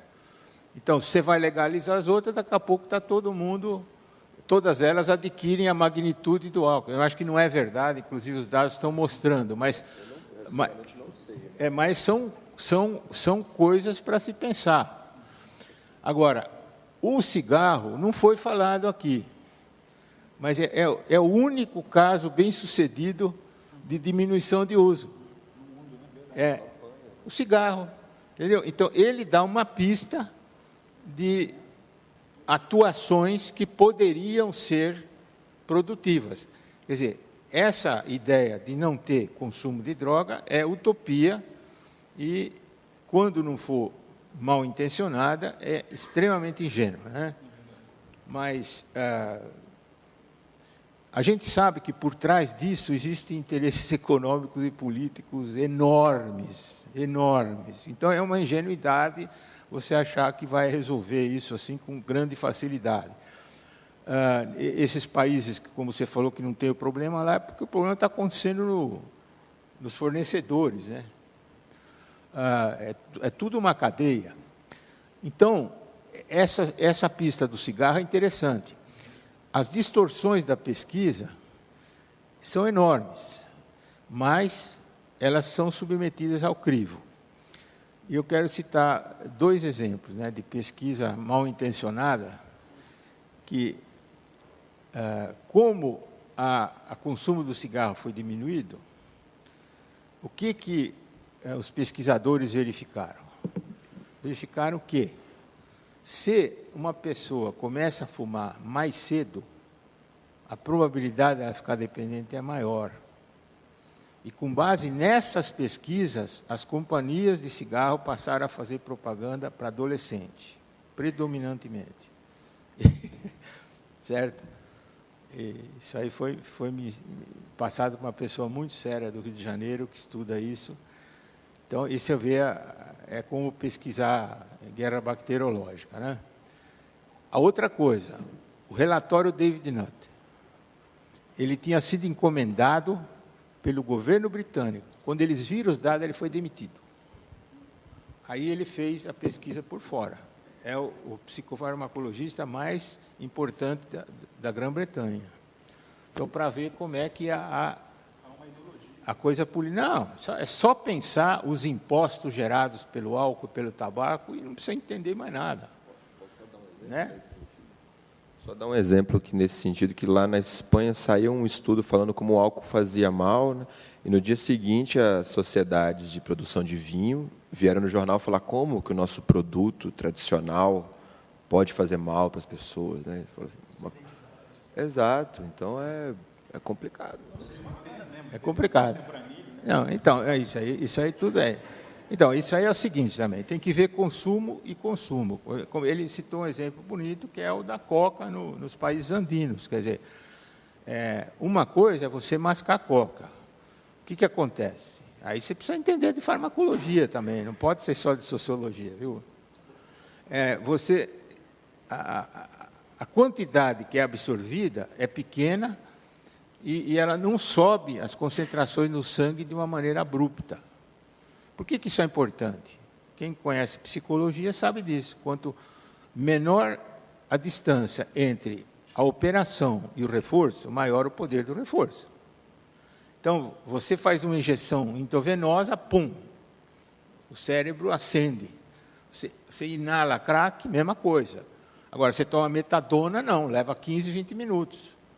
Você masca coca, mais ainda. Então, não tem nenhum caso importante de dependência. É uma atividade cultural e tem um valor importante para eles, como para a gente tomar cafezinho, e lá mais ainda. Por quê? Altitude. Né? Você vai lá na altitude, o que eles falam? Te dão um chá de coca logo que você chega, porque senão você morre de dor de cabeça. E diminui fome, cansaço, aumenta o vigor muscular. Então, aquele pessoal trabalhando lá, é uma forma deles conseguirem fazer o coping. Só para esclarecer uma coisa, professor. Assim, a minha questão com a folha de coca não é nem tanto da folha de coca causar dependência, mas é de que isso, por exemplo, está integrado na cultura. Exatamente. E, ao mesmo tempo, a coca refinada não tem uma utilização tão desbragada lá como tem, por exemplo, no Brasil. Certo. É só nesse sentido. Eu não sou tão ignorante com relação a favor. Acabou o tempo? Não. Então, eu acho o seguinte, quer dizer, é preciso, só para encerrar, né, é preciso levar em conta, para a gente entender o fenômeno, entender todos esses níveis em que ele ocorre e não ter essa pretensão de que vai resolver o problema, mas também não ficar completamente inerte, impotente, porque algumas coisas podem dar certo.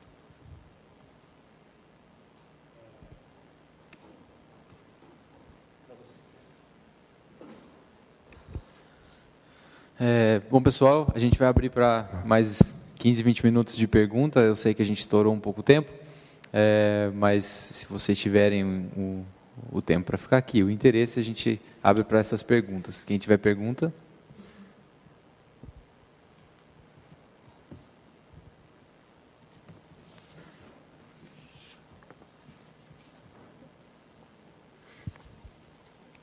Oi, de novo. Eu tenho uma pergunta para o Rafael. Eu já pensei, eu e muitas pessoas ao meu redor, a gente sempre pensa sobre as questões da legalização, da descriminalização. E uma pergunta que sempre recai, eu nunca sei como responder, e agora eu tenho a oportunidade de estar na frente de uma pessoa que estuda isso. Eu vou perguntar, qual que seria, então, um benefício se você substitui alguns medicamentos ainda em leito, enfim, sendo administrados por um médico, alguns remédios por alguns tipos de drogas? Por exemplo, a gente sabe que o Carl Hart, por exemplo, ele estuda que se você até chega a incitar o uso da maconha, às vezes, para a pessoa não usar uma coisa pior, talvez. Num quadro também de terminal, qual seria o benefício de substituir? Essa é a pergunta. Seriam as reações adversas, a quantidade que é usado, ou a própria substância que não tem uma correspondência na farmacologia normal? Essa é a minha pergunta. Bom, vou ver se eu entendi bem a sua pergunta. No caso que eu dei o exemplo dos pacientes terminais, foi somente um exemplo de um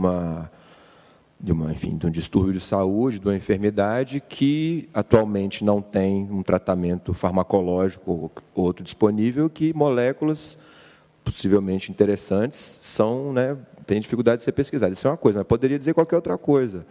Estresse pós-traumático, fibromialgia, câncer, tem a própria dependência. Então, uma justificativa é explorar novas coisas, ou porque tem mais eficácia, ou porque tem menos efeito adverso, por qualquer que seja. Por exemplo, agora o canabidiol para epilepsia infantil refratária, né? Uma coisa que parece ser bastante promissora. Então, eu acho que depende de várias coisas. Primeiro, se é uma enfermidade que não tem tratamento disponível, e se aquela molécula nova é mais eficaz ou menos tóxica com a disponível. Isso é uma coisa. O que você disse no início, pelo que eu entendi, é como se fosse, né, o doutor Dartil, lá da Unifesp, ele fez esse experimento em 94, né, acompanhando usuários de crack que consumiam maconha e relatavam espontaneamente a redução do consumo. Mas, assim, por mais que esse estudo seja interessante, é um estudo preliminar no sentido de que ele não foi replicado, muito menos em larga escala, o que não dá para dizer que dar maconha para dependente de crack vai necessariamente ajudá-los. Agora, eu também não sou contra investigar esse tipo de possibilidade. No ponto de vista da redução de danos. Na Espanha, na Europa, de maneira geral, isso é muito mais claro, a política da redução de danos. Então, você tem lá acesso a metadona para dependentes de opiáceos, que você não tem na Rússia. Por exemplo, na Rússia você não tem metadona, que aumenta muito mais os casos de infecção por HIV e hepatite, que os usuários buscam outras saídas. Então, você poderia ter acesso a substâncias menos tóxicas para essa população. Como eu falei, das narcossalas, que o usuário vai até uma sala com a sua própria droga, usa objetos limpos para se injetar, então diminui o risco. Então, deveríamos explorar outras possibilidades, seja com a maconha, com THC puro, com CBD puro, com Sativex. Eu estou totalmente a favor de explorar outras coisas, mas o que eu não sou a favor é de pegar dados preliminares, que tanto os cientistas quanto a mídia faz isso, que é pegar lá, encontraram que a dose tal de THC na célula tal de rato mata neurônio. Aí sai no Fantástico que fumar maconha mata neurônio. Do mesmo jeito, tem gente que pega o estudo do Dartil e sai daí dizendo que crack cura, que a maconha cura a dependência do crack. Então, tem dos dois lados, mas assim, no meio do campo, a gente tem várias possibilidades que devem ser tentadas. Eu acho que, na minha opinião, vai nesse sentido.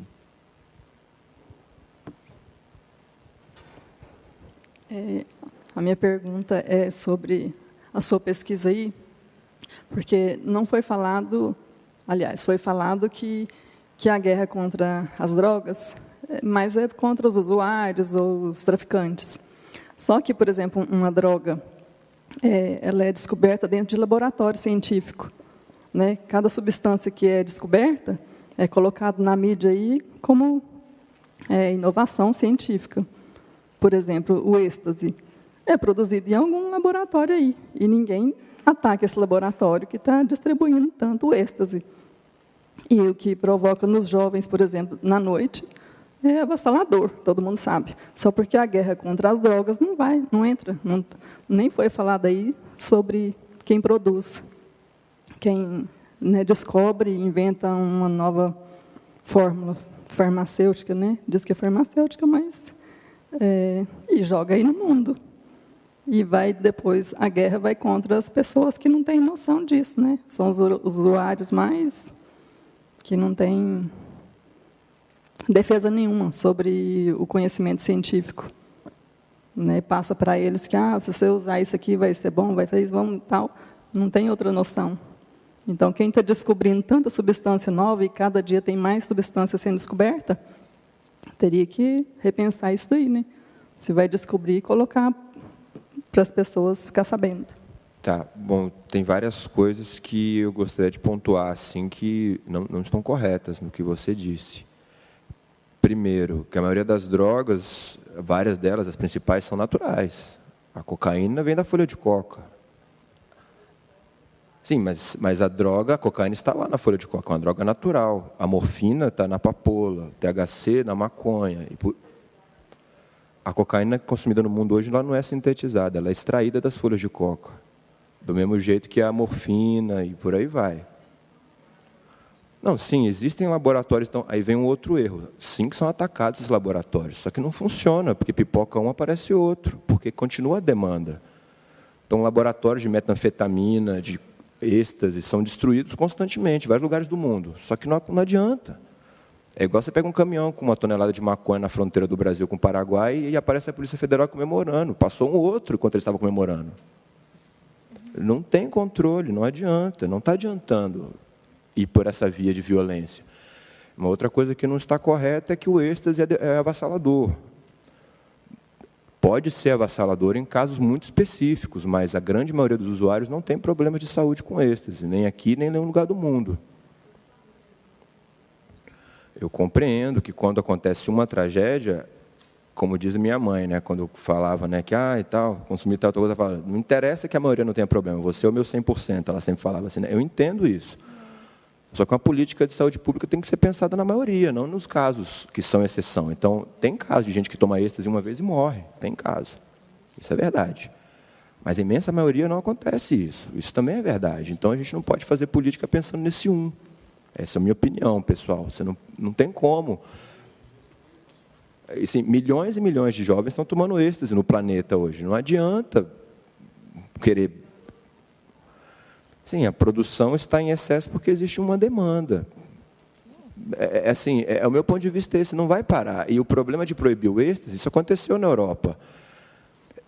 Vários laboratórios de produção de êxtase foram destruídos.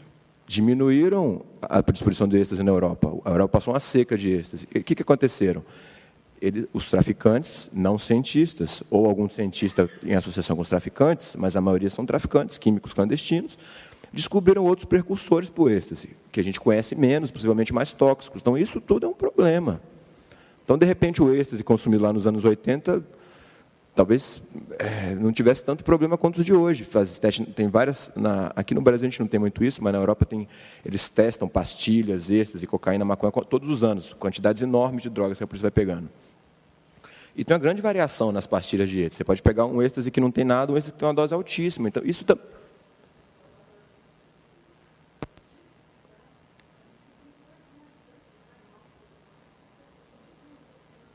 Bom, isso é uma discussão meio longa, né? Assim, aspirina, paracetamol, fazem um bem danado para a humanidade. Agora, estão nos maiores índices de intoxicações, de mortes. Morre mais gente por uso de paracetamol do que... Não tenho dúvida. Então, eu acho assim, eu não quero ser leviano, eu não quero comparar aspirina com crack, não é isso.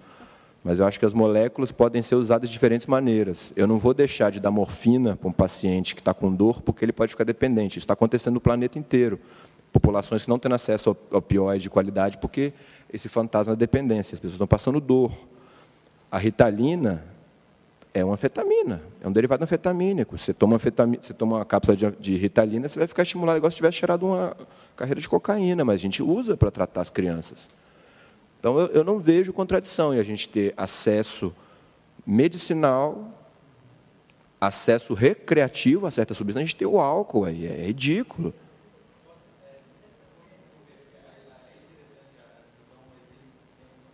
Só quero concluir, para finalizar, que assim, as moléculas, se você botar 1 quilo de cocaína aqui, ele não vai pular na minha garganta e me matar. É a nossa relação com aquela substância que deve mudar. E como usar. Manter na marginalidade, do meu ponto de vista, só piora. Os jovens vão continuar a tomar êxtase. A menina da USP, eu acho que a FAPESP tirou a bolsa dela, que ela estava propondo botar bebedor na sala de rave, porque as pessoas têm que se hidratar, e disseram que era apologia. Então deixa a molecada morrer, né, já que é apologia. Na Europa você tem como testar a sua cápsula, se tem êxtase, se não tem, a quantidade. É outro esquema. Eu sou mais desse esquema, pessoalmente. Essa pesquisa é muito interessante, mas ela é espontânea. É um outro dado que fica difícil de replicar, porque, segundo ele, pelo menos, né, ele foi informado pelo grupo que ele monitorava de que eles estavam diminuindo a fissura usando cocaína. Desculpa, maconha. E, assim, isso tem uma série de questões, né? Por exemplo... não é muito bem sucedido uma ideia que tinha já há algum tempo, por exemplo, de que existe um escalonamento de drogas, então você ir tirando o sujeito de uma droga pior para uma droga melhor. Essa é uma ideia que hoje em dia não é tão aceita. O que se sabe de fato é que o sujeito faz a droga ruim dele. E às vezes ele pode fazer isso com maconha. Uma outra coisa importante... então, assim, nesse caso, o que é importante é a fissura não é falta de crack. Isso que eu acho que é importante. Se ele pode diminuir a fissura usando maconha, então isso já questiona a ideia de que o corpo pede crack. Talvez o corpo peça ajuda e o sujeito responde com crack, que produz um alívio, certamente. Interage com o corpo numa determinada dimensão e que produz o alívio. Não necessariamente... mas ele pode substituir esses sintomas da abstinência por outras substâncias também. Uma outra coisa que eu acho importante é o seguinte, esse dado de 20% das pessoas que têm problema, a guerra às drogas faz com que a gente só tenha política para esses 20%, e que inclua todo mundo que usa droga nesse potencial de se tornar uns 20%. A minha tese é de que a gente empurra um monte de gente para esse quadro de 20%, com essa pressuposição. Se a gente tiver uma política que pode abranger mais formas de utilização da droga, talvez a gente tenha melhores. Boa tarde, meu nome é Luma, eu sou psicóloga de um CAPS-AD em Uberlândia. Claro que durante a apresentação toda foi me despertando vários questionamentos, e não tem como, né, não ir a minha prática e voltar durante tudo isso que foi dito. E aí consegui me organizar entre uma colocação e uma questão para eu trazer. Primeiro, achei muito bacana trazer essas questões sobre prejuízo de álcool, prejuízo de tabaco e outras drogas, porque realmente há na sociedade uma questão de terror às drogas e mais ainda sobre o crack, né? E às vezes torna até inconcebível pensar no uso controlado do crack. E aí consegui pensar em um paciente que atendo lá no CAPS-AD, que fazia uso diário de crack e gastava R$70 por dia nesse consumo. Hoje em dia ele retomou alguns vínculos familiares, conseguiu lidar de uma forma diferente com a profissão dele, de uma forma mais bacana. E ele faz um uso agora atualmente de uns R$15 por fim de semana de crack. E é um uso que ele não quer mais mudar, não quer mais diminuir, para ele está ok. E a gente não se vê num lugar de tentar mudar isso, de tentar tornar para ele um incômodo, se para ele não é, né? De tornar isso invasivo, de entrar no movimento de lutar contra isso e falar, não, você tem que parar de usar. Para ele não é mais uma questão, ele continua nesse vínculo com o CAPS-AD, mas para tratar de outras questões. Eu acho bacana. E aí, dentro desse contexto de redução de danos, que o Rafael até mencionou, acho que é pertinente vincular uma ideia do que o Domiciano Siqueira, que trabalha na Cracolândia, o retor de danos, fala que quando maior de idade, a partir de maior de idade, da pele para dentro, quem manda sou eu. E acho que isso faz muito sentido pensar lá na prática, porque não tem como a gente querer por esse sujeito, tornar para ele um incômodo e fazer por ele alguma outra coisa, né? A gente vai lidando com outras questões dele que aparecem. E aí, um uso controlado, que ele decide dessa forma, começa a ser possível, nas condições dele.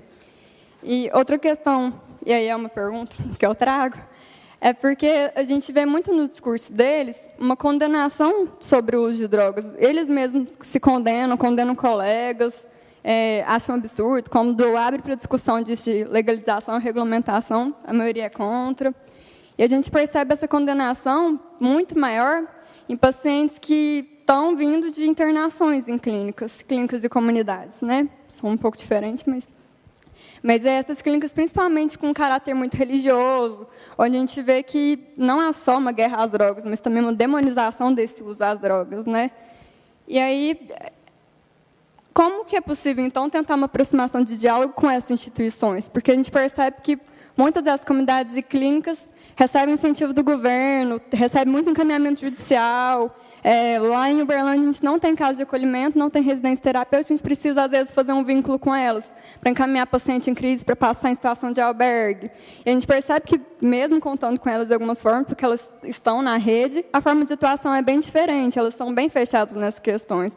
Então, vocês sabem se há alguma tentativa de aproximação delas nesse diálogo, em relação à legalização, em relação à regulamentação de drogas, para que haja uma tentativa de busca em comum e não contra nessa atuação? Eu vou passar para o Emanuel, que ele tem experiência clínica. Não, só comentar que assim, o que eu vi na época que veio o plano do combate ao crack, no governo anterior da Dilma, o que eu vi de críticas de pessoas da psicologia é que essas comunidades estavam recebendo mais incentivo financeiro do que deveriam ter e que o edital era pouco restrito. Então, que entravam comunidades que não tinham tanta qualidade, que às vezes não tinham nem médico. Então, eu acho que tem aí também um claro viés religioso, tem grupos, com todo respeito a todas as religiões, mas tem grupos de pessoas mais da pentecostal, os crentes que a gente chama, né, que tem cada vez mais influência política, rádio, televisão, partidos, e querem um certo modo de vida também imposto nas outras pessoas. Então, eu acho que tem muito interesse, como o professor Greff falou, não só político, mas também religioso, né, e as duas coisas andam juntas aí. Mas o que eu tenho escutado é que não tem muito diálogo entre os CAPs e essas comunidades, não. Pelo contrário, que são, até dependendo da situação, até quase inimigos, assim, do tipo, como que o governo não dá investimento para os CAPs e dá para essas comunidades? O que eu escutei, que não sou terapeuta, não sou psicólogo, não sou psiquiatra, de fora, a minha visão é essa, que não tem diálogo e tem um embate, na verdade.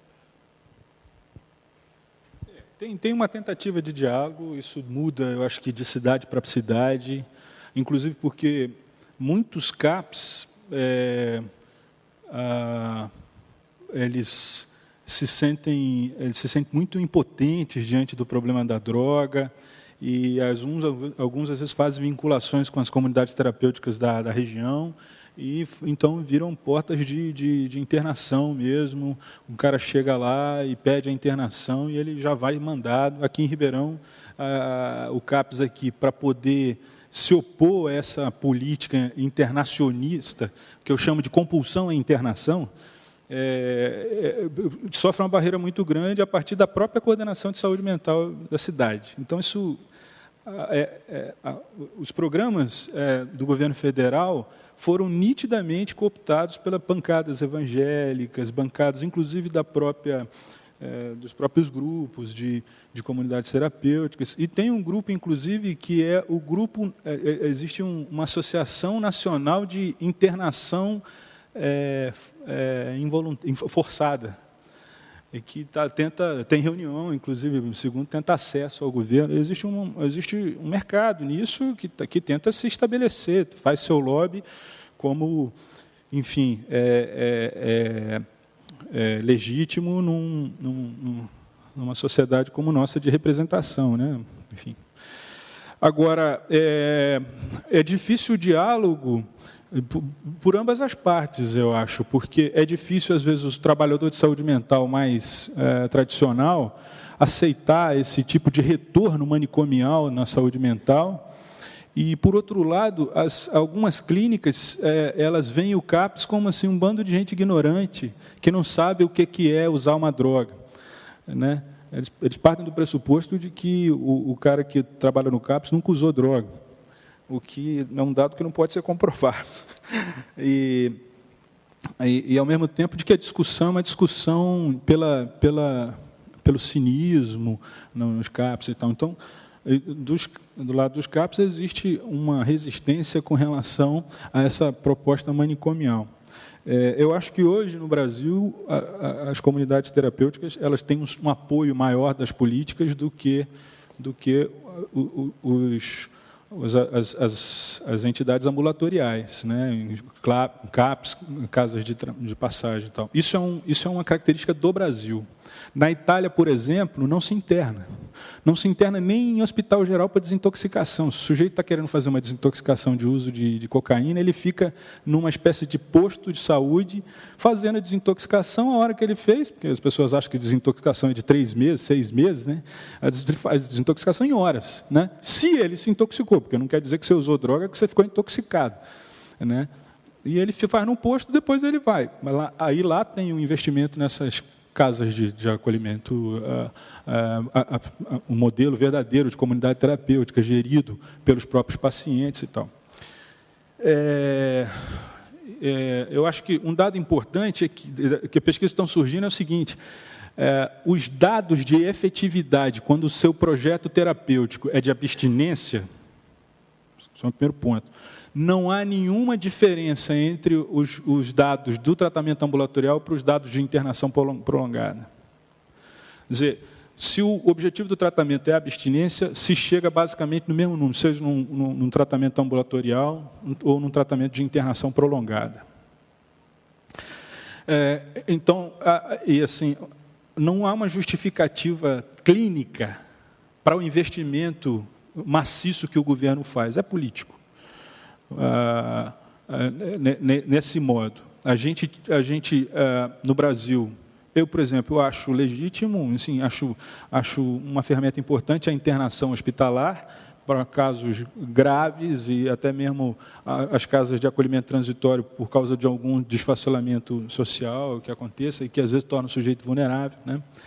Mas o mais curioso é um dado do CEBRID de 2013 que diz que do contingente de pessoas que faz uso abusivo de substância, Não é do contingente da população, não é do contingente de usuários, é do contingente de uso abusivo.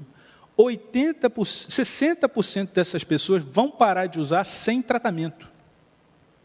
Isso é um dado do CEBRID. Eu não consegui encontrar como que eles chegaram nessa conclusão. Provavelmente recolhendo dados das clínicas e dos tratamentos ambulatoriais. 20% vão voltar a usar nessa perspectiva que você está falando. O cara volta a usar, mas com uma diminuição muito grande dos prejuízos, e existe ainda um contingente que volta sem dependência, ou seja, ele volta a fazer uso eventual dessa substância. E tem um contingente de 20%, que está presente ali também na sua estatística lá da Europa e tal, que vai se permanecer alterado com internação, com medicação, com tratamento e tal. Então, assim, realmente isso questiona um pouco, para mim, isso questiona a ideia da dependência como doença. Porque, professor, só para esclarecer uma coisa, que talvez não tenha ficado clara, o meu questionamento não é com relação à interação e, vamos dizer, a captura física que a droga pode proporcionar no circuito de recompensa, no encharcamento das redes neuronais, por exemplo, no caso do álcool, produzindo a psicose, no caso das diversas drogas.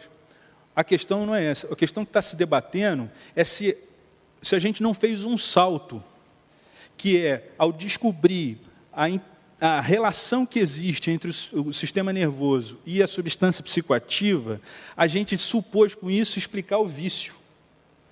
E é isso que o Carl Hart está questionando. Não é se há interação ou não, e se o sujeito intoxicado não perde determinadas faculdades ou tal, e até sente necessidade de uso da substância para aliviar os sintomas da própria substância. Isso não está tanto em questão. É se o vício se explica por esse circuito. Essa que é a questão. Não é... Não.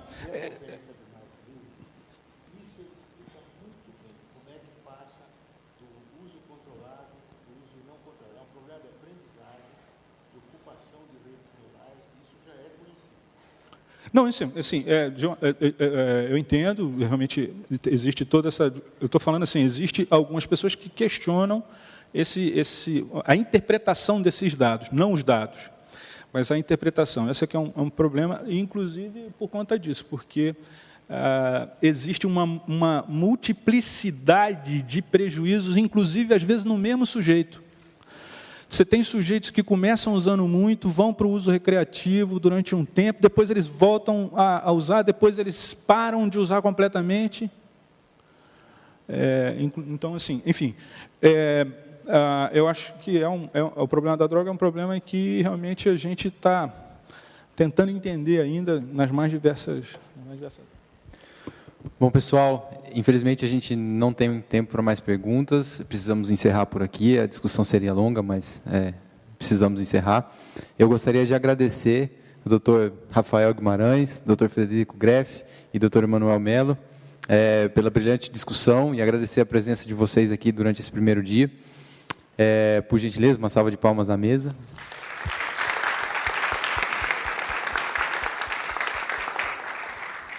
E somente antes de encerrar, eu gostaria de dar alguns recados para amanhã. Amanhã, somente a critério de programação, nós conseguimos um desconto na